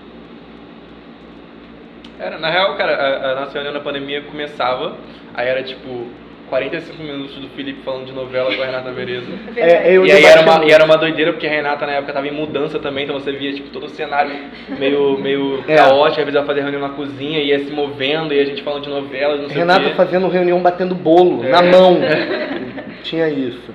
E debatendo novela. A gente puxava debater novela. E aí, o clone é ótimo, o clone é horrível. Ninguém falou que o clone é horrível. Tá? Às vezes eu queria matar o Felipe, porque ele ficava conversando de novela 1 hora, gente. Não, gente. E disso aí teve uma outra parada também, não teve? Que tô tentando lembrar. Não, a gente chegou a fazer um clube do livro, tipo assim, nossa, isso. Por pura e espontânea vontade, de tipo assim, da gente gostar de discutir, conversar uns com os outros e é isso, de preencher o tempo, foi ótimo. A gente leu Maria Carolina de Jesus? A gente leu O Quarto de Despejo, a gente leu Jorge Amado também em algum momento? A gente leu Gabriel Garcia Marques. Gabriel Garcia Marques. E também leu o da cachorrinha que morre. Vidas Secas. Que inclusive é o capítulo mais triste da história da literatura nacional, o capítulo da morte da baleia. Enfim. Eu acho Dorian que- Gray, a gente leu. A gente leu 1984 também. Ai, Como a gente leu, esse cara? aí eu meio achei pra- porra. Não, mas com era todo meio respeito. que, tipo, pra ver que era um livro muito popular. Era pra bater e tal. no George Orwell, foi essa reunião aí. Bom, eu acho que no final essa parte foi uma grande propaganda para chamar vocês para virem pro PET. É muito interessante as amizades que a gente faz aí. E as memórias também, e puxando isso de memória, eu ia falar que a minha primeira vez na sala de aula foi com mais história. E hoje em dia eu já trabalho numa escola e é completamente bizarro o quanto que o PET fez por mim de me dar segurança e tudo mais. E aí, galera, vocês conseguem comparar a primeira experiência de vocês no PetCast ou no Mais História e a última? O que vocês cresceram? O que mudou? Cara, eu tenho memórias especiais, tanto da primeira quanto da última. A primeira porque eu tava extremamente nervosa, sou uma pessoa que tem um pouco de problema em falar em público. E eu lembro que era o episódio que eu ia fazer com o Felipe. E Felipe, o gênio por trás da ideia do podcast, estava me perturbando há meses para fazer um podcast com ele. Aí eu falei, ok, vou apresentar com você. E aí eu lembro que eu fiz um roteiro gigantesco. E o Felipe olhou e falou, Eu lembrei qual o episódio agora. Era os 50 anos do golpe da 60 anos da campanha da legalidade. O episódio que eu queria muito fazer. E eu fiquei extremamente nervosa e eu lembro que eu falei, eu vou apresentar e eu vou editar também, porque eu tava com muita vergonha das pessoas me ouvirem falando. Eu já fiz isso também. E aí eu fiz tudo. E o último foi porque eu apresentei a minha pesquisa, eu falo. Não, o roteiro deu 10 páginas. Eu lembro, Deu o roteiro deu 10 páginas. Porque na verdade a gente costumava fazer o quê? Tópicos, perguntas. E eu escrevi exatamente o que eu ia falar, porque eu tava muito nervosa. E assim funcionou, pelo Não, menos e deu certo. ela me ajudou. Tá escrito, eu vou ler, né? Tá escrito, eu vou ler. Tá ótimo. E aí, foi mal. Fala. Eu ia falar que eu não consigo ouvir o meu primeiro episódio. Eu não consigo. Não Nem eu consigo. consigo ouvir o meu. Não, você me dá dor física. Eu nunca ouvi nenhum episódio que eu participo. Então, eu fui obrigada a ouvir o primeiro, porque fui eu que editei, a ideia da edição era essa. E o último, a última experiência foi eu apresentando a minha pesquisa. E eu também tava muito nervosa e eu nunca ouvi esse podcast. Nunca Nunca ouvi. E algumas pessoas do PET vieram falar, pô, ficou muito bom o episódio, eu ouvi, a Alice falou, muito bom, não sei o que, e eu, gente, nunca ouvi, nunca dei Todos os podcasts que eu fiz, eu coloco pra escutar, mas eu coloco sempre no mudo. Não, dá dor física também, não tem inclusive Eu ouvia o último, tudo. como a gente criou essa tradição, né, do último ser a nossa monografia e tal. Aí eu fiz o último sobre a minha monografia, a minha orientadora escutou, foi falar comigo sobre, e eu, tá legal. Aí ela, e essa parte que eu não lembrava, porque eu não escutei, e eu, Inclusive eu só ia fazer um comentário, essa tradição aí de começar com monografia, a gente começou com o episódio 25, que foi o episódio de monografia da Lia Castanho, sobre mulheres na luta armada, e esse episódio foi uma loucura pra gravar, porque a gente fez ao vivaço, 12 pessoas na chamada, eu não falei nada, eu dirigi, eu me sinto muito bem falando isso. Eu dirigi ali, que a gente abre câmera, a pessoa lê o depoimento representando, porque a e aí entrava a Lia com a Malu intermediando ali como apresentação da pesquisa. Na pesquisa dela, ela fez várias entrevistas com mulheres que participaram da luta armada e tinha os depoimentos das mulheres, às vezes super forte, assim, e o que a gente fez? Cada mulher teria uma voz diferente, então a gente chamou vários integrantes do PET fazendo junto. E tinha os homens também, então é um episódio muito precioso e ele não é muito longo. Ó, vai ouvir, em 25 minutos só. eu ia falar isso, esse foi o meu primeiro episódio, foi a minha Foi o teu primeira primeiro. experiência. É você que apresenta com ela, não, você faz Eu faço uma das vozes. uma das vozes. E eu lembro que eu fiquei muito nervosa. Por mais que fosse só um trecho ali, e é um trecho gravado, assim, uma fala real, né, que era só ler, mas mesmo assim dá muito nervosismo, porque você tá gravando na frente que, assim, eu tinha acabado de entrar no PET, eu conhecia já a Giovana, algumas pessoas, mas eu não conhecia todo mundo, e aí gravar logo o primeiro episódio que tá quase todo mundo no podcast, e eu fiquei assim, meu Deus. Eu acho até que foi, a gente já estava fazendo nessa época aí o Revoltas, né, mas eu acho que foi um daqueles projetos especiais que a gente parou tudo para tentar fazer. Você ia falar também da sua experiência antes, ou eu... Não. Tu tinha contado, por exemplo, do teu primeiro, que tu não consegue ouvir. Não, mas foi um episódio assim incrível, que foi aquele da classe trabalhadora. Classe trabalhadora, que tem a capa dos motoboys. Isso. Tipo assim, são episódios ótimos. E o que eu queria falar é que eu aprendi muito a falar e a perder esse medo, assim. Eu acho que foi e a gente ter apresentado, ter se envolvido nisso, foi arrancando esse band-aid, que é ótimo, gente. Hoje, pra mim, apresentar trabalho, assim, ainda dá aquela ansiedade, mas muito menos. É uma ansiedade diferente, né? E linkando com isso que a Giovana tá falando e que a Juliana falou, tipo, no primeiro episódio a gente vai e escreve o maior roteirão, tipo, tudo, cada palavrinha, cada vírgula, cada respiração que a gente vai fazer. E aí já nos últimos a gente só coloca em tópicos e vai indo, vai fluindo, né? Então a gente vai realmente construindo ali uma identidade de fala, né? De como que a gente vai produzir esse áudio. Eu acho isso muito interessante. Falar um pouquinho também do Mais História, né? No caso, assim, eu acho que o que é interessante no Mais História, do começo pro final, é que você, no Mais História, você aprende a seguinte coisa, que é muito, muito real, que é a educação, quando ela efetivamente acontece, ela dá errado. Então... Estava errado, a gente tinha que resolver na hora, é uma coisa muito Então essa questão, por exemplo, do Mais História sempre foi assim, você vai, as coisas, e no podcast também, acho que no PET, assim, que as coisas dão errado, mas você aprende que as coisas darem errado faz parte, e como você vai lidar com o erro, e você continua errando, mas você passa a errar muito menos. Porque a sala de aula é uma coisa assim muito imprevisível, você ter que lidar com crianças, ainda mais porque a gente, no Mais História, a gente trabalhou muito com o segundo ano do Fundamental, né, Fundamental 2, então assim, eles estão cheios de energia, não sei o quê, e a Renata sempre fala pra gente, trabalhar com o Ensino Fundamental 2 é muito bom, o sexto ano melhor ainda. Sexto ano é punk. Porque você entra e sai e você fala, todo mundo se joga no chão, aí todo mundo se joga no chão. Então, trabalhar com as crianças assim, a gente tem muita história, né, de coisas que deram errado, mas que depois esses erros eles foram revertidos com experiências pedagógicas, assim.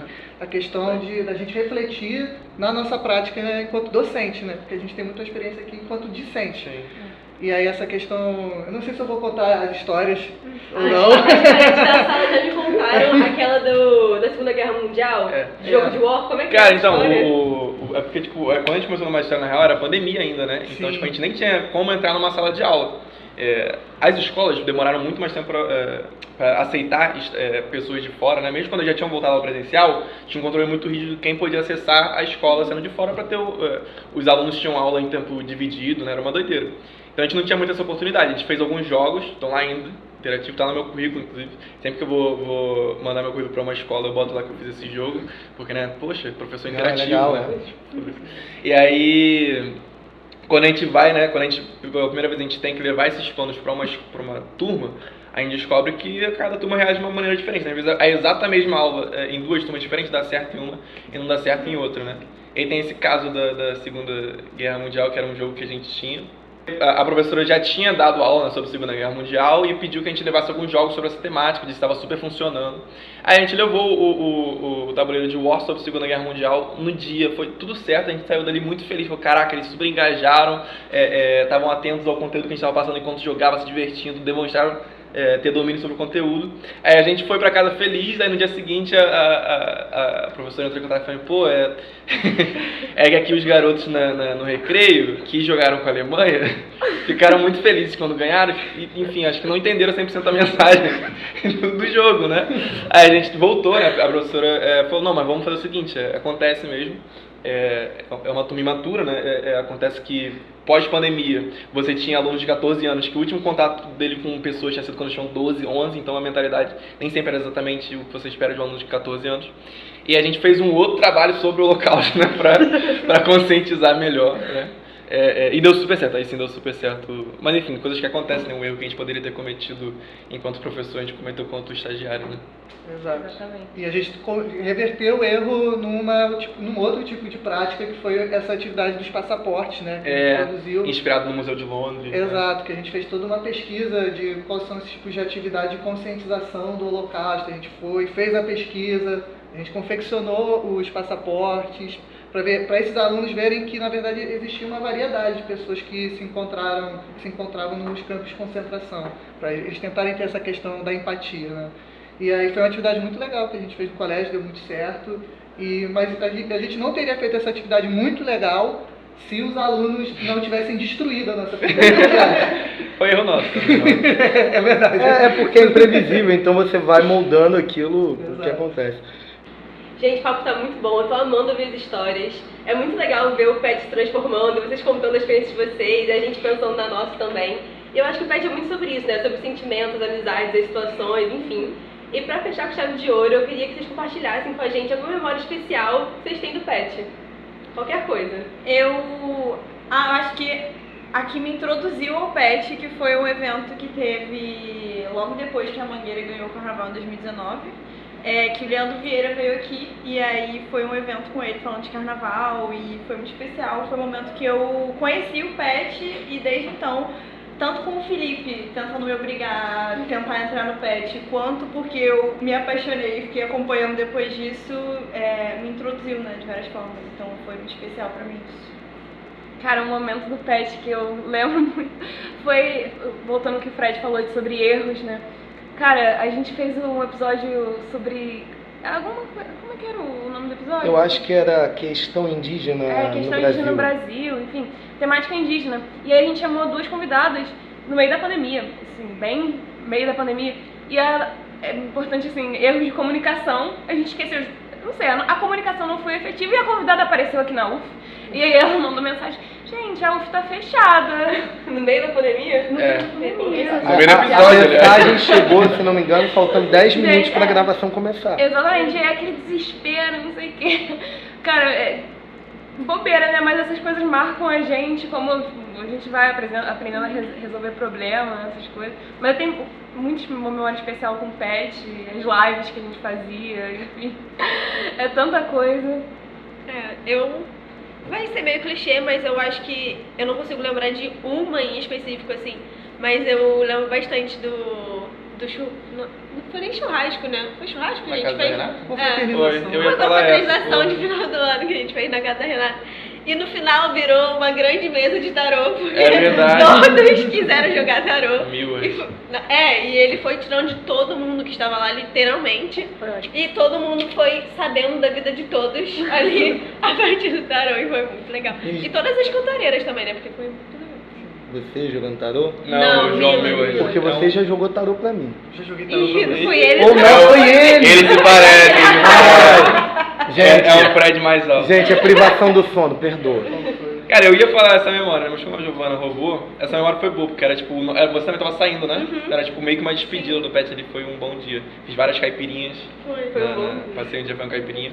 E a outra mesmo. Um negócio com os talheres em cima da geladeira. E caiu tudo, né, cara? Tadinha da Renata, mano. A Renata abriu as portas, ficava com um bando de idiota. E ela continua aprendendo todo o semestre. Mas enfim, fora isso, eu tenho boas lembranças da oficina de escrita também. Eu gostava de participar da oficina de escrita. É legal.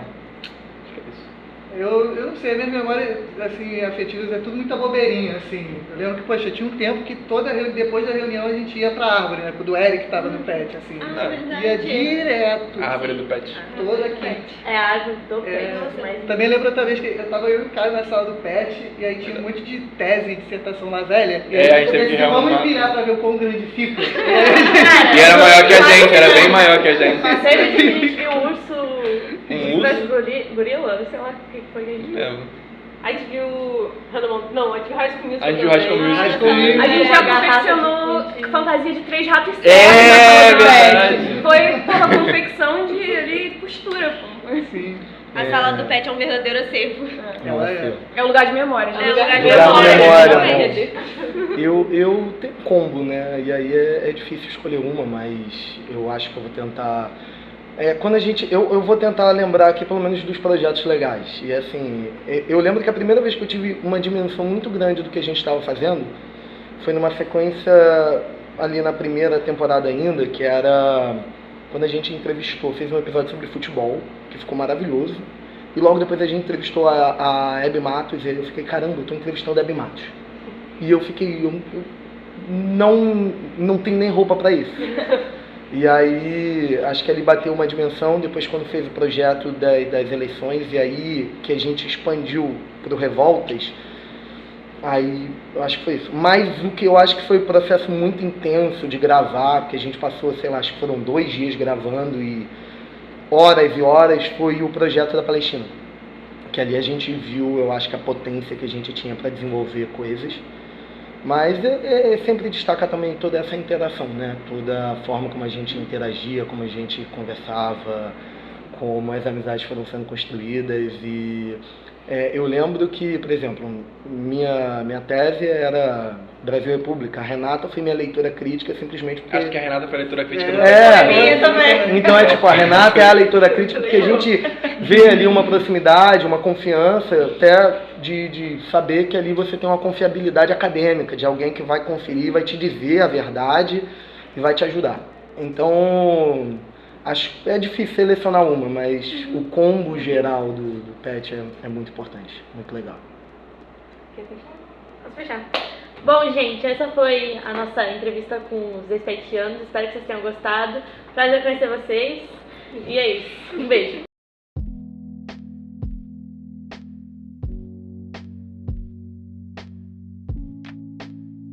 Olá, seja muito bem-vindo. Esse é o PetCast História, o podcast oficial do Programa de Educação Tutorial do curso de História da Universidade Federal Fluminense. Hoje a gente tem uma dinâmica completamente diferente do que vocês estão acostumados, porque eu, Renata, que sou a tutora, que vocês já viram na parte anterior, eu que vou entrevistar. Hoje não são eles os entrevistadores e quem está na berlinda é toda a equipe do PET que está aqui e que vão fazer revelações bombásticas. Aguardem esse episódio, vai ser um episódio que tende a ser emocionante. Então, eu vou começar a nossa dinâmica lançando algumas perguntas aqui na mesa para que os petianos respondam. E vocês aproveitem e vejam, porque todo mundo aqui, muitos já apareceram a voz em vários podcasts, mas é a primeira vez que vocês estão vendo a cara de todo mundo aqui, né? Muitas vozes que alguns já conhecem, agora vão também aparecer em corpo inteiro, ou quase inteiro, tá? Então, gente, para começar aqui, eu vou fazer duas perguntas em uma, né?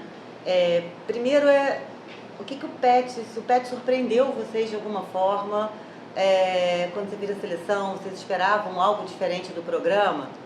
E o que você falaria então, né, a partir do que surpreendeu vocês, ou o que vocês esperavam e foi diferente, o que vocês falariam para a versão pré-PET de vocês, né? Eu posso falar primeiro.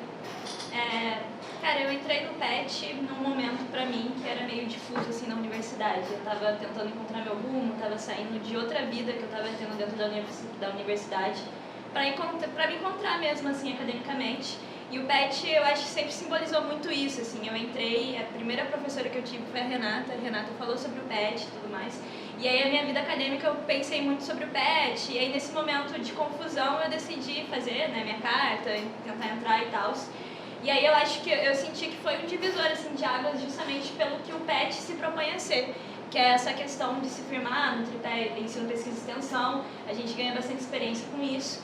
Então eu me surpreendi positivamente, eu estava vindo já com essa ideia de querer mesmo me encontrar, de querer tentar pensar quem eu sou academicamente e tal, e o PET trouxe isso pra mim.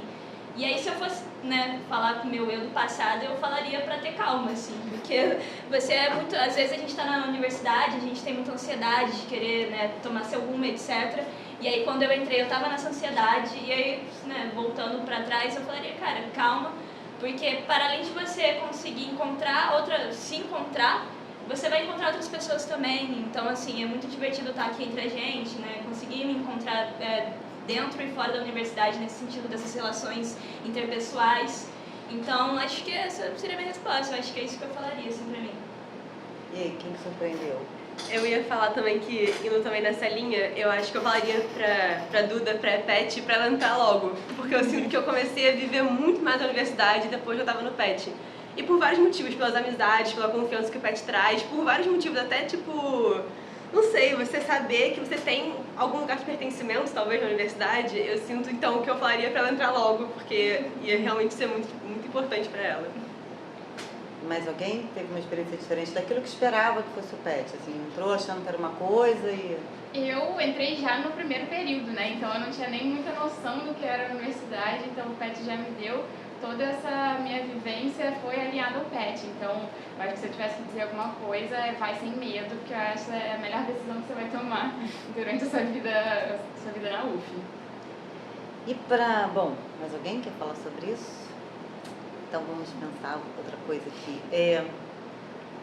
vocês diriam que o convívio com outros petianos influenciou na experiência do PET? Ou seja, como é que vocês sentiram a questão das relações interpessoais dentro do PET? Eu posso começar. Eu, assim como a Alice, eu entrei no primeiro período, e aí é aquela loucura de você não conhece a universidade, você não sabe nada, você mal conhece as pessoas, e você entra num programa em que você, assim, eu estava no primeiro período e tava todo mundo, tinha gente no 10º período, no 11º período. Então é aquela coisa de você não sabe nada e parece que todo mundo sabe tudo, mas ao mesmo tempo é muito bom porque você aprende muita coisa, né? E assim, você aprende sobre coisas da universidade, você aprende coisas de conteúdo da disciplina, mas você aprende muito sobre como viver nesse espaço, né? Você aprende sobre desde a cantareira, onde que você vai beber, até tipo, quais são os professores que você tem que evitar de todo jeito. Então eu acho que...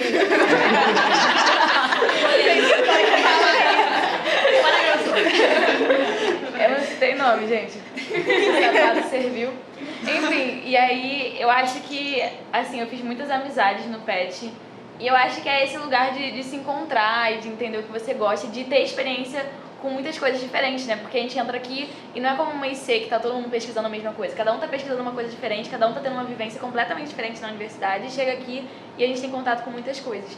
Então eu acho que conhecer outras pessoas, com vivências diferentes, em períodos diferentes da faculdade, foi muito importante para mim me inserir aqui.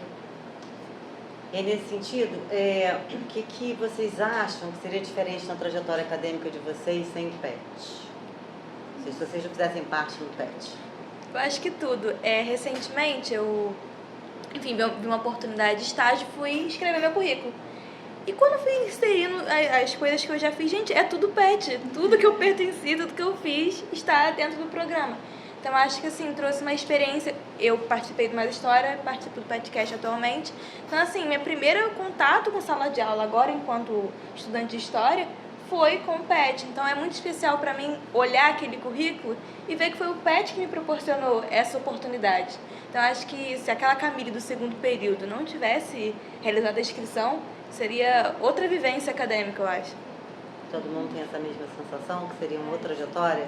Eu acho que sim. Eu, pessoalmente, tenho muita dificuldade em falar em público, vocês sabem.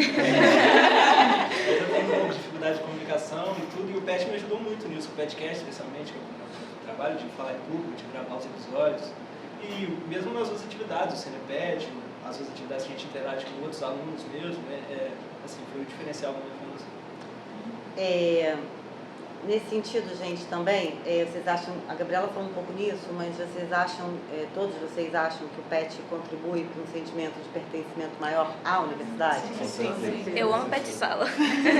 Eu acho que a sala do PET representa isso. Tipo, eu chego na UF e eu falo, ai não, eu tenho um lugar pra ir, sabe? Aí eu vou na sala do PET, encontro vocês, às vezes encontro os meus amigos, a gente dá uma reclamada de alguma coisa na nossa vida, aí a gente fala alguma coisa feliz. Tipo, eu sinto que não só as reuniões que a gente tem, às quintas-feiras e tudo mais, que é o nosso encontro fixo, então querendo ou não, tipo, a gente tem um dia do PET, sabe? Mas eu acho que também ter a sala, ter o espaço, assim, e pensar nisso, sabe?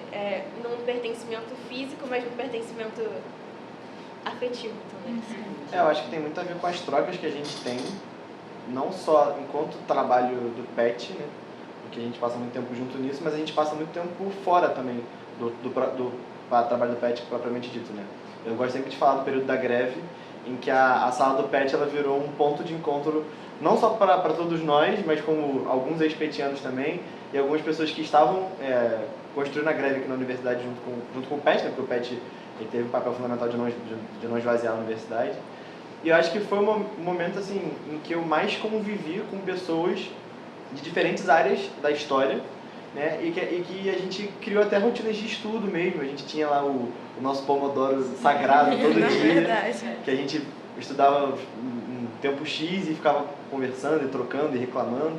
Eu acho que isso ajuda muito durante todo o nosso percurso, né? Eu acho também que uma coisa muito interessante é que a gente se sente pertencente ao PET, mas a galera vê a gente como PET também. Então, é a galera do PET, os professores. Então, além da gente ter mais contato com os professores por causa do PETcast e organização de eventos e tudo mais, que eu acho que é uma coisa muito específica do PET em si, porque acho que quando a gente entra na faculdade, a gente entra meio com medo, assim, dos professores, não sabe manter uma relação, e o PET ajuda muito nisso, porque a gente está em contato direto com eles. E, enfim, é a maneira que a gente fica com essa imagem. Ah, ela ali é do PET, é um grupinho do PET. E eu acho interessante. Então, vocês acham que em algum momento que em algum momento o PET se tornou para vocês mais do que um projeto acadêmico só? Com certeza. Ou seja, mais do que só pela bolsa, mais do que só pela, né, ou seja, porque é uma atividade? Cara, eu lembro nos primeiros meses assim que eu entrei no PET, que eu tava muito perdida na minha vida acadêmica, eu tava até questionando se era história mesmo, eu tava tipo, meu Deus do céu, o que eu tô fazendo aqui? E o PET me ajudou muito a ver que não só que eu era boa nisso, que eu poderia seguir em história, mas eu não sei, eu sinto que o PET, ele ajuda a gente, não sei, eu sinto que ele ajuda a gente em vários sentidos para além do acadêmico, uma coisa de autoconfiança, uma coisa de não estar sozinho, eu acho que bate muito na questão do pertencimento e tudo mais, mas você realmente saber que tem um grupo de pessoas que está ali com você e de igual para igual, assim, que tudo bem se tiver um dia ruim, tudo bem que se você não der conta de alguma coisa, eu acho que o PET, ele começa acadêmico, mas ele vai para um suporte quase que emocional, enfim.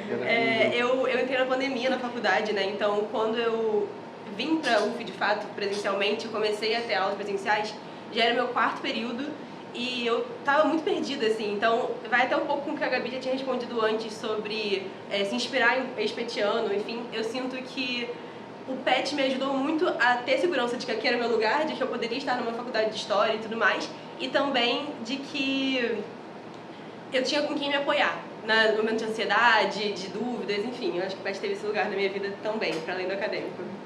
É muito doido porque a gente entra no PET, tipo, eu não conhecia a Duda, a gente se conheceu no PET, a gente mora juntos hoje, então, tipo, alguns entram já com relações formadas, mas a gente faz muitos amigos que a gente não imagina que ia fazer, tipo, alguns outros petianos, o Caio, por exemplo, o Quintel, toda essa galera. Eu não acho que eu ia me tornar amiga deles, assim, normalmente na faculdade, porque eles estavam em períodos muito na frente e às vezes tem essa separação. E aí eu me tornei muito amiga deles, eles são, tipo, muito importantes pra mim. Então, passa de ser um programa só pra estudar e acadêmico e tudo mais, pra ser uma coisa meio família, assim, família PET. E uma curiosidade muito legal é que a gente decidiu morar junta depois da reunião do PET. A gente desceu, foi tomar um café e falou, ai cara, eu não quero outra prisão de lugar pra morar, não sei o quê. E hoje a gente mora junto. Bom, gente, já que a gente está no momento Exposed, então a gente vai agradecer, porque a gente tem o Quintel e o Frauchas que estão atrás das câmeras ali, ajudando a gente na gravação. Eles estão atrás, mas assim, e o Quintel é um ex-petiano também, né? E aí eu sempre brinco, falo uma vez PET, sempre PET, né? Ou seja, a gente chama ex-petiano, mas acho que nem tem ex. Vocês acham que tem um jeito PET de fazer as coisas? Assim, existe o jeito PET de fazer as coisas? Se sim, qual é esse jeito PET pra vocês? Eu acho que o jeito PET é botar a cara, assim. Eu acho que aqui dentro a gente perde a vergonha. A gente é meio que obrigado a perder a vergonha porque a gente tem que se colocar em situações onde a gente é a pessoa ali decidindo as coisas, né? Então, eu acho que a gente perde muita vergonha e a gente passa a ser mais proativo, né? A gente entende que certas coisas não vão acontecer se a gente não tomar responsabilidade por elas, né? Então, eu acho que a gente cria muito um senso de responsabilidade e uma proatividade também, né? E isso de, tipo, ao mesmo tempo que a gente se apoia muito, a gente, tem um dia que alguém não tá bem e não vai conseguir dar conta. Então, tá, ok, hoje eu tô melhor, então hoje eu vou pegar a sua parte, tá tudo bem. Então é isso, tipo, ao mesmo tempo que a gente tem esse senso de responsabilidade, a gente também consegue ajudar um ao outro quando a gente sente que a gente precisa, né? Mas eu acho também que isso vem muito do trabalho da Renata com a gente, porque ela dá muito protagonismo pra gente, muita liberdade. Então a gente, querendo ou não, tem que assumir, a gente tem que se colocar à frente desses projetos, desses eventos. Então, querendo ou não, é isso que a Gabi falou, a gente tem que botar a cara, porque senão as coisas não andam pra frente. A gente não vai se apoiar só no que a Renata está disposta a nos oferecer. Ela quer que a gente faça as coisas, porque também, querendo ou não, esse é o objetivo do programa de educação tutorial, né? Então, eu acho que a gente consegue, acho que a gente tem conseguido cumprir o objetivo do programa de educação tutorial bem direitinho. O que mais é o jeito PET de fazer? Mofar a cafeteira. Isso é uma reclamação que eu quero tornar pública como tutora deste programa. a reincidência, né, de cafeteiras estragadas, enfim. A última né? tá durando, acho que tem um ano já. Que fique Não, claro mas ela já... Mas ela já Fica claro que a Duda resolveu esse problema, entendeu? Mas eu acho que outra coisa sobre o jeito pet de ser é porque a gente é um grupo grande. Então, diferente dos PIBIDs ou do PIBIC, que você faz uma coisa mais individual, nós somos um grupão. Então, tudo a gente faz meio junto. Isso também traz a resenha junto, né? A gente tá sempre resenhando. Então, na greve, a gente fez eventos que a gente contou com o professor, com gente que era especializada nos assuntos, mas também tinha depois uma festinha pra gente cantar, pra gente se Tome divertir. vestibular do show. Entendeu? Tudo é meio na resenha, é sério, mas também é na resenha, sabe? Sim. Eu acho que isso é interessante. É que eu acho que isso eu acho que é isso, assim, a gente cria esse senso de coletividade também. É um grupo grande e, assim, pode parecer que não, mas a gente discorda às vezes. A gente tem nossas discordâncias, a gente tem nossas questões. E aí o senso de coletividade vem exatamente nessa questão. Porque a gente é um coletivo, então nem sempre, por exemplo, minha opinião, ela vai ser acatada ou vai ser consenso. E aí, agindo em coletivo, né, agindo dentro do PET, a gente consegue pensar melhor sobre si mesmo, assim, né, olhar para si mesmo e, sei lá, enfim, mudar suas ações ou pensar que você está no coletivo, então você tem que ouvir outras pessoas e tal. Então eu acho que o jeito do PET também é um jeito coletivo, né, principalmente coletivo. Eu acho que, pra mim, tipo, eu entrei no PET também no primeiro período e eu sempre tive muita dificuldade com, tipo, trabalho em grupo na faculdade, porque era sempre pessoas muito diferentes e tal. E eu acho que o PET, entrar no PET, tipo, te ajuda a lidar com isso, mas também te deixa meio mal acostumado, porque tá todo mundo sempre muito empenhado e tal. Então, tipo, depois que eu passei um tempo no PET, fazendo projetos em grupo com a galera do PET, e todo mundo sempre respondendo mensagens e coisa, eu ia fazer projeto com outras pessoas, tipo, sei lá, em turmas, em outras disciplinas, enfim, normais, que não são projeto nem nada. Não sei, às vezes eu ficava meio decepcionada que ninguém tava, tipo, super amando muito fazer as coisas da disciplina, assim, né? Tipo, tem um evento e todo mundo se mobiliza, e tem alguma coisa e todo mundo vai. Então, tipo, isso é uma coisa muito... que eu, pelo menos, sinto no meu tempo de faculdade, que não é muito, que é meio raro de se ver, assim, tipo, que realmente as pessoas não estão aqui porque elas ganham uma bolsa, obviamente, né? Mas também porque realmente se interessam no que elas estão fazendo, sabe? Eu acho que entrar no PET te ensina muito a, tipo, correr atrás do que você gosta ou do que você precisa fazer pra, tipo, não é você por você também por um grupo, você por um projeto de um grupo conjunto que tá trabalhando junto pra chegar num resultado, num evento, num podcast, numa aula, em qualquer coisa, entendeu? Então eu acho que é um ensinamento pra a própria vida acadêmica mesmo de aulas, assim. Eu penso muito nisso também, que quando a Nina falou de não ser só a bolsa, a Renata perguntou, é porque no início, geralmente quando a gente entra, nem todo mundo entra como bolsista, são poucas bolsas e a gente fica como não bolsista. E mesmo assim, eu lembro que eu entrei como não bolsista, fiquei sem bolsa por algum tempo, e a gente tinha muita vontade de fazer as coisas, muita vontade de estar no PET, muito gosto pelas coisas que a gente fazia, então é uma coisa que eu sinto que não está vinculada à bolsa que a gente ganha todo mês, sabe? Tem mais a ver com as coisas que a gente produz e com o retorno que a gente recebe do PET, sabe? Que a gente dá pro PET. Eu acho que é muito mais sobre isso do que a bolsa cai todo mês, sabe? Eu sinto que o PET tem sempre uma animação constante. Então, se você não tá animado no dia por algum motivo, vai ter alguém te puxando, né? O PET te puxa. Então, isso é muito legal. A gente vai sempre te ajudando, né? Eu acho que eu falar, eu tenho um jeito PET alegre. Tem paixão. Tem paixão e tem muita alegria sempre. Eu acho que isso também ajuda muito a motivar, né? Não é uma coisa pesada, sisuda, triste, né? E, deixa eu ver o que mais eu vou perguntar para vocês não tenham falado, né? Eu acho que por todas as falas aqui, eu acho que o PET ajudou na autoconfiança de todo mundo, né? Eu queria falar isso. Deve? É que assim, eu fico até emocionada, né? Porque eu entrei muito tímida no PET e eu falo que o PET me ensinou a falar, assim, sabe? Porque eu não falava nada na reunião, eu ficava bem quietinha, mas eu tinha um monte de opiniões. Aí aos poucos eu fui começando a falar Então acho que isso foi um processo muito importante para minha autoconfiança, porque eu me senti muito não pertencente quando eu cheguei na universidade. Toda essa questão, acho que muitos aqui de tipo ingressar numa universidade pública e viver essa experiência e tal, e às vezes eu me sentia muito não pertencente.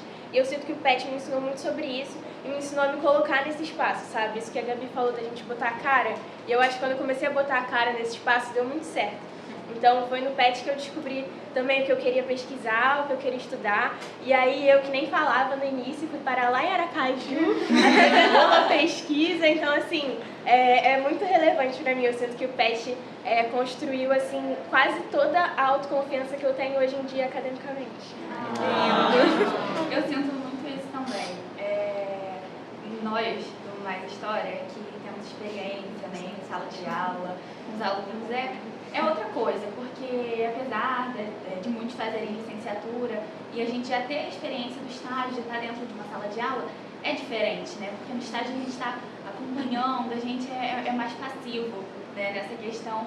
E no Mais História não, a gente está lá fazendo um laboratório, fazendo oficinas e assim, quando a gente tem uma resposta, né, dos alunos, eles estão engajados, é tipo, muito gratificante, né? Então acho que muda toda a experiência, né? Acho que enriquece muito. Eu acho que... Pode falar. Vocês não falaram. Não, mas eu ia falar que exatamente isso que a Letícia trouxe. Eu acho que eu tinha muito medo. Eu falei, meu Deus, como eu vou entrar em sala de aula? Quando eu entrei na graduação, eu falei, meu Deus, eu não sei como eu vou fazer licenciatura, eu não sei como vai dar certo. E você aprende com o outro, assim, o outro tá muito na frente. Ele a galera mais velha era completamente carismática, e falando com o aluno, eu falei, meu Deus, como que eu vou conseguir fazer isso? E às vezes você não vai ser daquele jeito, mas você vai ter sua maneira de fazer.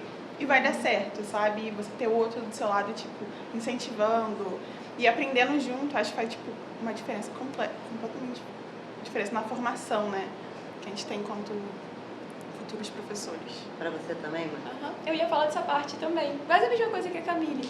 Mas eu acho que também entra um pouco naquela questão do jeito PET de ser, sabe? A gente vai, às vezes, meio que... Em sala de aula, principalmente, no Mais História. Às vezes a gente vai no improviso, sabe? Aí, quando tinha... Às vezes o João ia, falava alguma coisa, assim, ele... Maria, você quer finalizar? E eu, gente, como é que fala aqui? Um monte de aluno, uma criança, que isso? E a gente vai enrolando, a gente vai falando, dando um jeito. E, assim, os alunos gostaram, conseguimos passar a informação e tá todo mundo vivo. E eu acho que isso muda muito, assim, do começo, antes de entrar no PET pra agora, pelo menos pra mim, gente, eu entrava numa sala de aula me tremendo, já assim, meu Deus, como é que vai ser? Primeira vez que eu entrei foi com o PET, então assim, como, né, do outro lado, como professor ou como aquela pessoa que vai ministrar a aula. Então, gente, pra chegar lá, me tremendo, assim, e aí chegar e ver o pessoal, às vezes, que tá um pouco mais à frente, mais acolhedor, falando, não, calma, deixa que eu apresento aqui, deixa que eu falo. E aí é muito bom, e essa é uma experiência também tem que ser coletiva, assim, de ser ou mais história indo, ou mais história atuando, então às vezes eu tenho dificuldade em alguma coisa, mas eu sei que a Camille, eu sei que a Thaís, elas conseguem me ajudar, então a gente vai nisso coletivamente, então eu acho que é um grande aprendizado, realmente. É meio que, você falou do improviso, mas é meio que um improviso calculado, né, porque a gente calcula, assim, a gente pensa todo o planejamento, e aí... Quando as primeiras vezes, mais ainda, né? Tu chega ali no pátio do Colune, tu começa a ver aquelas crianças subindo, já sobe tudo da tua cabeça, e tu fala a primeira coisa que você planejou e a turma não devolve, aí tu tem que improvisar. E eu acho que é muito isso, de você ter o primeiro contato. Quando eu entrei no Mais História, era o Fred e o Millard, né? E assim, eles super safos em sala de aula, e eu já sabia que eles iam se formar, né? Eu só pensava, meu Deus, o dia que eles saírem... Só que o tempo vai passando, você vai se acostumando ali a falar, vai desenvolver suas estratégias e tal, e no final você tá tocando ali a atividade, e aí isso torna um improviso do quem vai falar agora, porque todo mundo chega lá e vai falar e tem que decidir na hora quem vai falar, sabe? Cara, é muito doido, porque a minha primeira experiência também foi no Mais História. Hoje em dia eu tô no podcast, mas eu era no Mais História. E quando eu entrei, a gente desenvolveu um projeto, e aí a minha primeira vez, aí deixaram eu falar, o Caio puxou muito nesse dia. E a gente teve algumas... Quando você entra na sala de aula, quase nunca vai ser exatamente como você planejou. A Renata sempre fala isso pra gente. E realmente não é. Então, a forma que a gente aprendia a pensar em como resolver na hora, eu acho que eu aprendi completamente no PET. Tipo, depois, em estágio, sei lá, no pré-vestibular e tal, que você vai falando e aí, tipo assim, você vê que a galera não tá indo junto. Eu acho que o PET me ajudou completamente nisso. E foi muito doido, porque eu fiz esse primeiro projeto no Colune e depois eu fiz outro. E aí, do primeiro pro segundo eu já peguei muito mais já botei muito mais a cara. Então no primeiro eu tava ali aprendendo, né, com os mais velhos, e depois eu era uma das mais velhas, sabe? Que tava ali botando a cara pra aprender. E, pra aprender não, botando a cara. Falei besteira. Botando a cara. Isso é muito legal, porque eu tava nesse dia com a Bibi no Mais História, porque eu também era do Mais História. E eu lembro quando cheguei em casa, mandei uma mensagem pra ela, falei, caraca, amiga, eu tô muito feliz.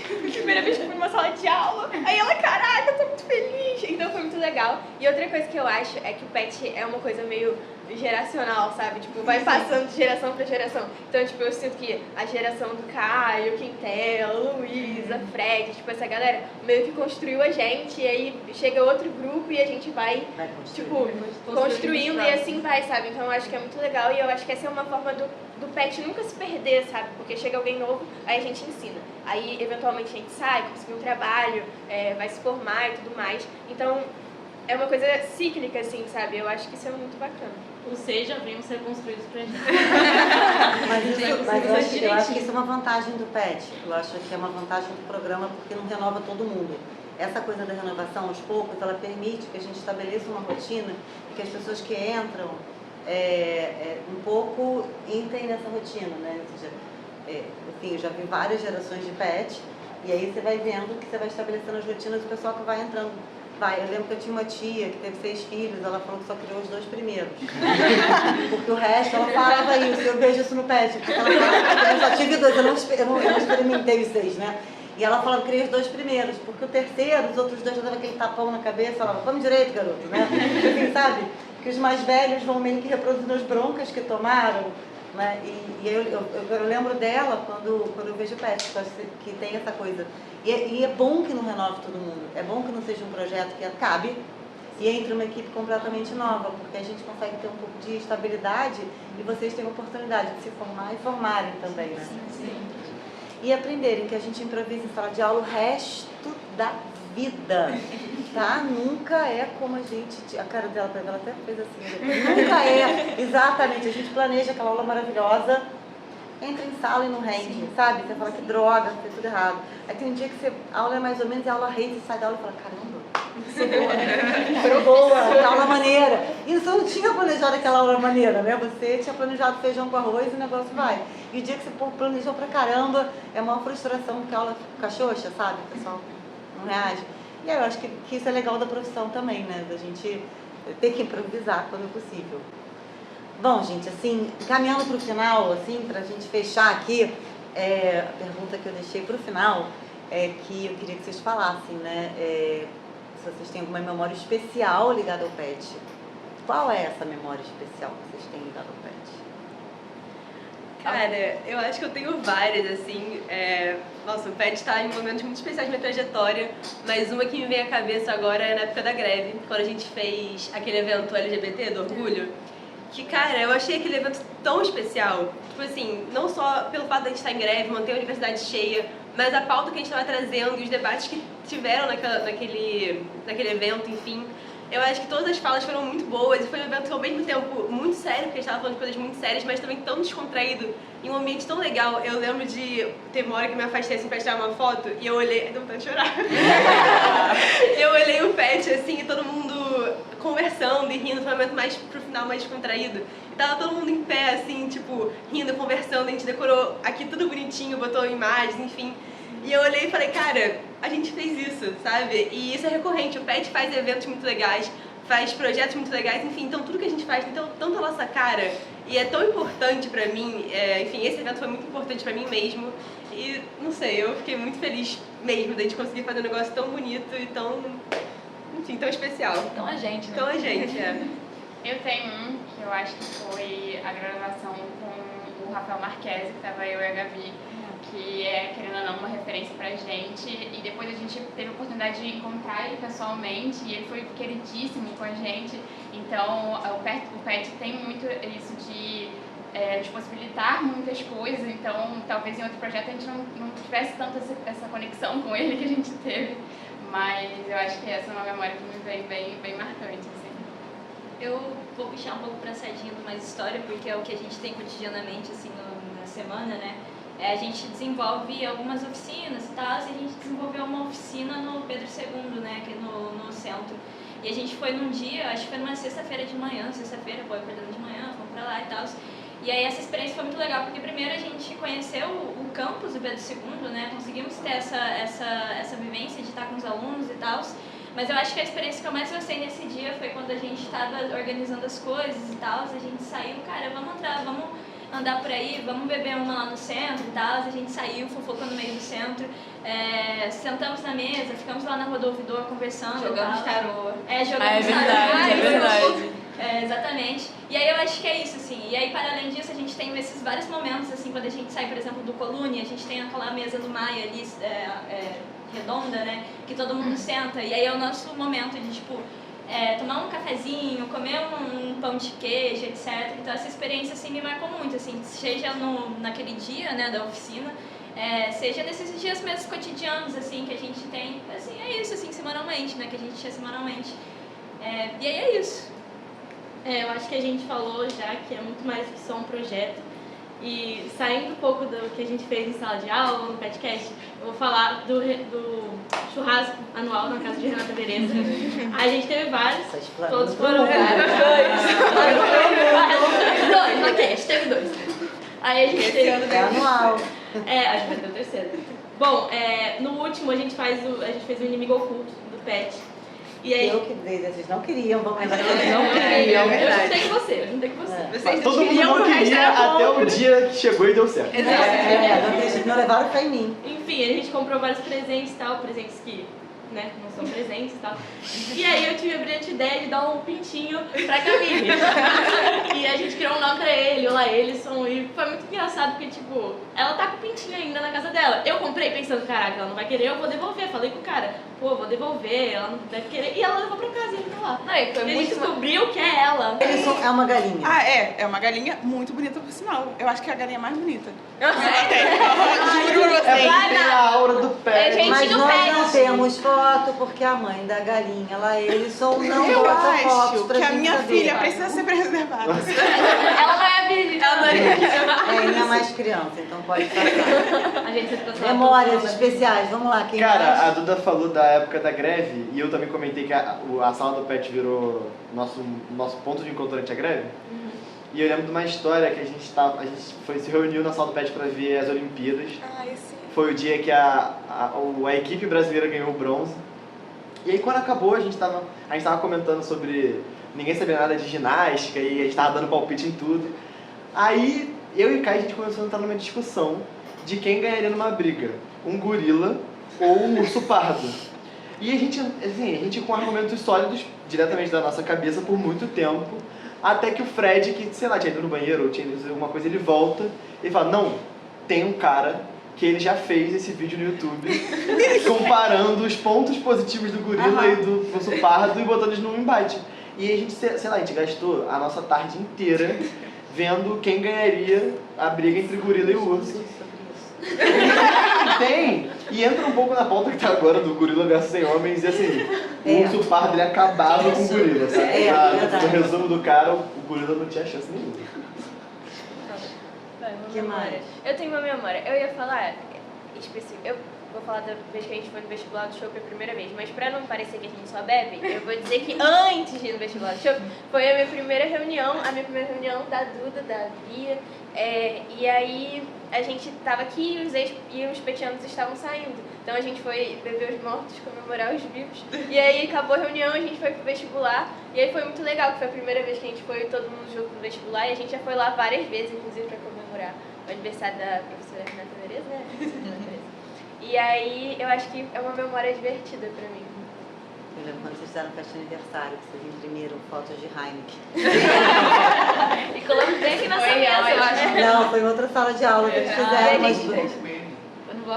fizeram umas bandeirinhas com a minha cara. Tinha o Pablo, entendeu? Tinha o meu cachorro. Não tinha uma foto dos seus filhos, mas do cachorro.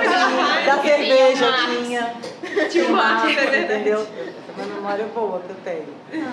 Mais, gente, memórias. Eu posso falar uma que na verdade não é tipo divertida, é mais emocionante. Porque eu acho que é uma coisa que se repete muito porque a gente tem um projeto da oficina de escrita, né, todo o início de semestre.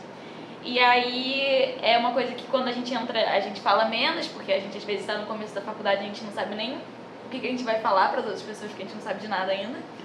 Mas aí com o tempo a gente vai se apropriando das coisas e a gente tá ali naquela posição de ajudar os calouros que acabaram de chegar a se situar na universidade, com questão de trabalho, a BNT e tudo mais.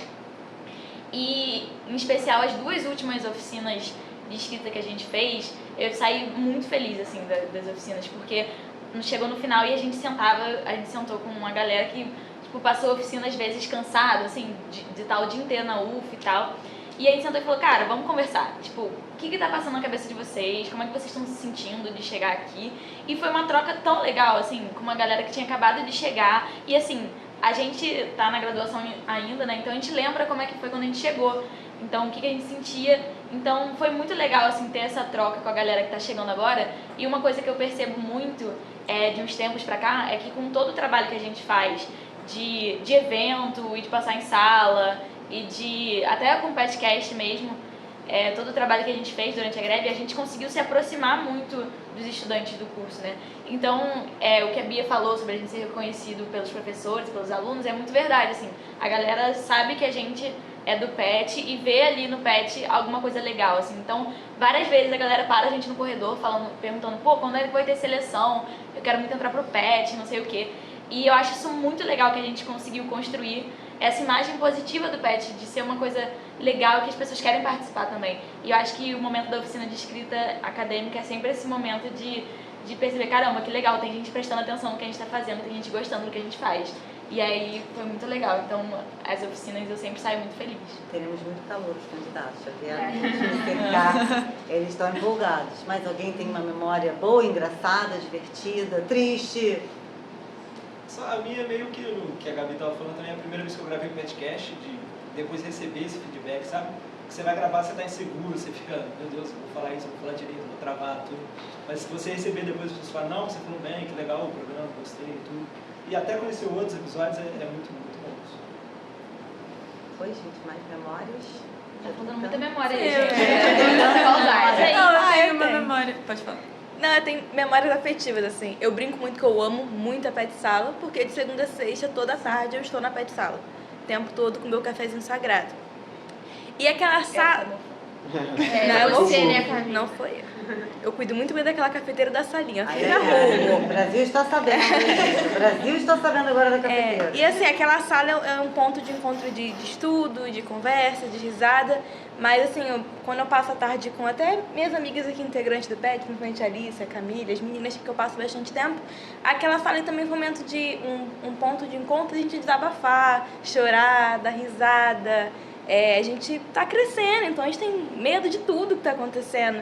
Então ali é um lugar que eu me sinto muito confortável, são pessoas que eu me sinto muito confortável, não só para debater minha segurança acadêmica, como da minha própria vida pessoal mesmo. Então naquela salinha, naquele espaçozinho pequenininho, tão fofinho, que agora tá maior, vai ficar maior, eu evoluí muito enquanto pessoa também. Então não é uma lembrança específica, mas todos os momentos que eu passei naquela sala são muito especiais para mim. Bom, mas eu tenho muitas memórias, vamos falar você agora. Não, então, na verdade eu ia falar um pouco na linha do que a Thaís falou sobre o Mais História, porque eu entrei no PET no primeiro período, então eu não tinha muita noção de nada, tipo, eu meio que entrei porque eu queria fazer alguma coisa, sentia que eu tava muito parada, eu nem tinha certeza se eu ia ficar no curso ou não, então eu entrei e é isso. E realmente, eu lembro da primeira vez que a gente fez um encontro com a turma no Colune e depois a gente saiu pra tomar um café. Na minha cabeça, todo mundo era super experiente. E eu era, tipo, a super não experiente. Porque eu estava no primeiro período, nunca tinha feito nenhuma matéria de pedagogia, nunca tinha pisado numa sala de aula. E aí eu lembro que quando a gente saiu pra tomar o café e a gente se reuniu e pensou, tipo, o que deu certo e deu errado nesse encontro e tal, eu acho que foi quando eu percebi que, na real, tipo, tá todo mundo meio aprendendo também, sabe? Tipo, eu me senti meio...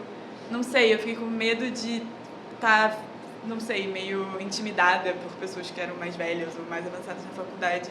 Mas eu acho que eu percebi que, na real, isso é bom. Tipo, é bom você ter pessoas que estão mais velhas ou mais novas e têm mais experiência, menos experiência, tipo... E eu acho que esses encontrinhos pós o Mais História, principalmente naquele primeiro semestre que a gente fez o Mais História no Colune com a turma do 6º ano também, que era uma turma bem animada, foi muito... eles foram ótimos, mas eles são animados. foi bem, não sei, tipo, eu acho que me deu uma dimensão melhor, assim, de que realmente a gente é um grupo, tipo, tá todo mundo meio no mesmo barco, não tem muito uma coisa de... Inclusive, foi um desses momentos que eu olhei e falei, caraca, eu não tô do lado de, tipo, colegas de projeto, né? Eu tô do lado de amigos, assim, que a gente tá sentado ouvindo um evento. A grande família. Bom, acho que é isso, né? Acho que no resumo aqui de tudo que a gente escutou, que a gente falou, é que a gente é uma grande família. Me sinto mãe, gente, criando muitos filhos. Mãe de pet. Pet mãe. Mas é com um pouco com esse orgulho de mãe que eu vejo tudo que vocês fazem sempre, assim. Quando alguém vem falar comigo, ai, mas o Pet fez, eu faço, o Pet fez. Eu fico com aquele orgulho de mãe mesmo, porque é muito bacana, é muito bom ver vocês crescendo, sabe assim? É muito legal ver vocês crescendo, é muito legal ver vocês desabrochando. Basicamente é isso, né? De como vocês entram, do que vocês vão fazendo, vocês crescendo. A gente dá um orgulho de vocês não têm ideia.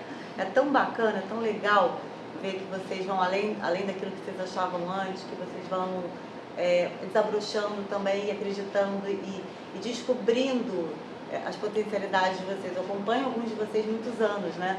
Então é tão legal ver isso, é tão bonito ver isso, que eu não tenho nem como dimensionar, assim, explicar para vocês o quanto que é legal a gente ver isso.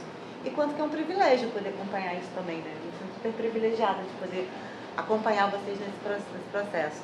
E agora, né, a gente vai encerrando, eu acho que todo mundo um pouco que vai assistir esse episódio vai entender um pouquinho melhor, né? Ou seja, dentro do PET, como é que a gente funciona, porque essa energia que o PET tem, eu acho que a gente conseguiu dimensionar, passar um pouquinho para as pessoas isso, e eu espero que quem vai assistir, quem vai escutar, né, também perceba isso, gente. Então, a gente encerra por aqui. Tchau, gente!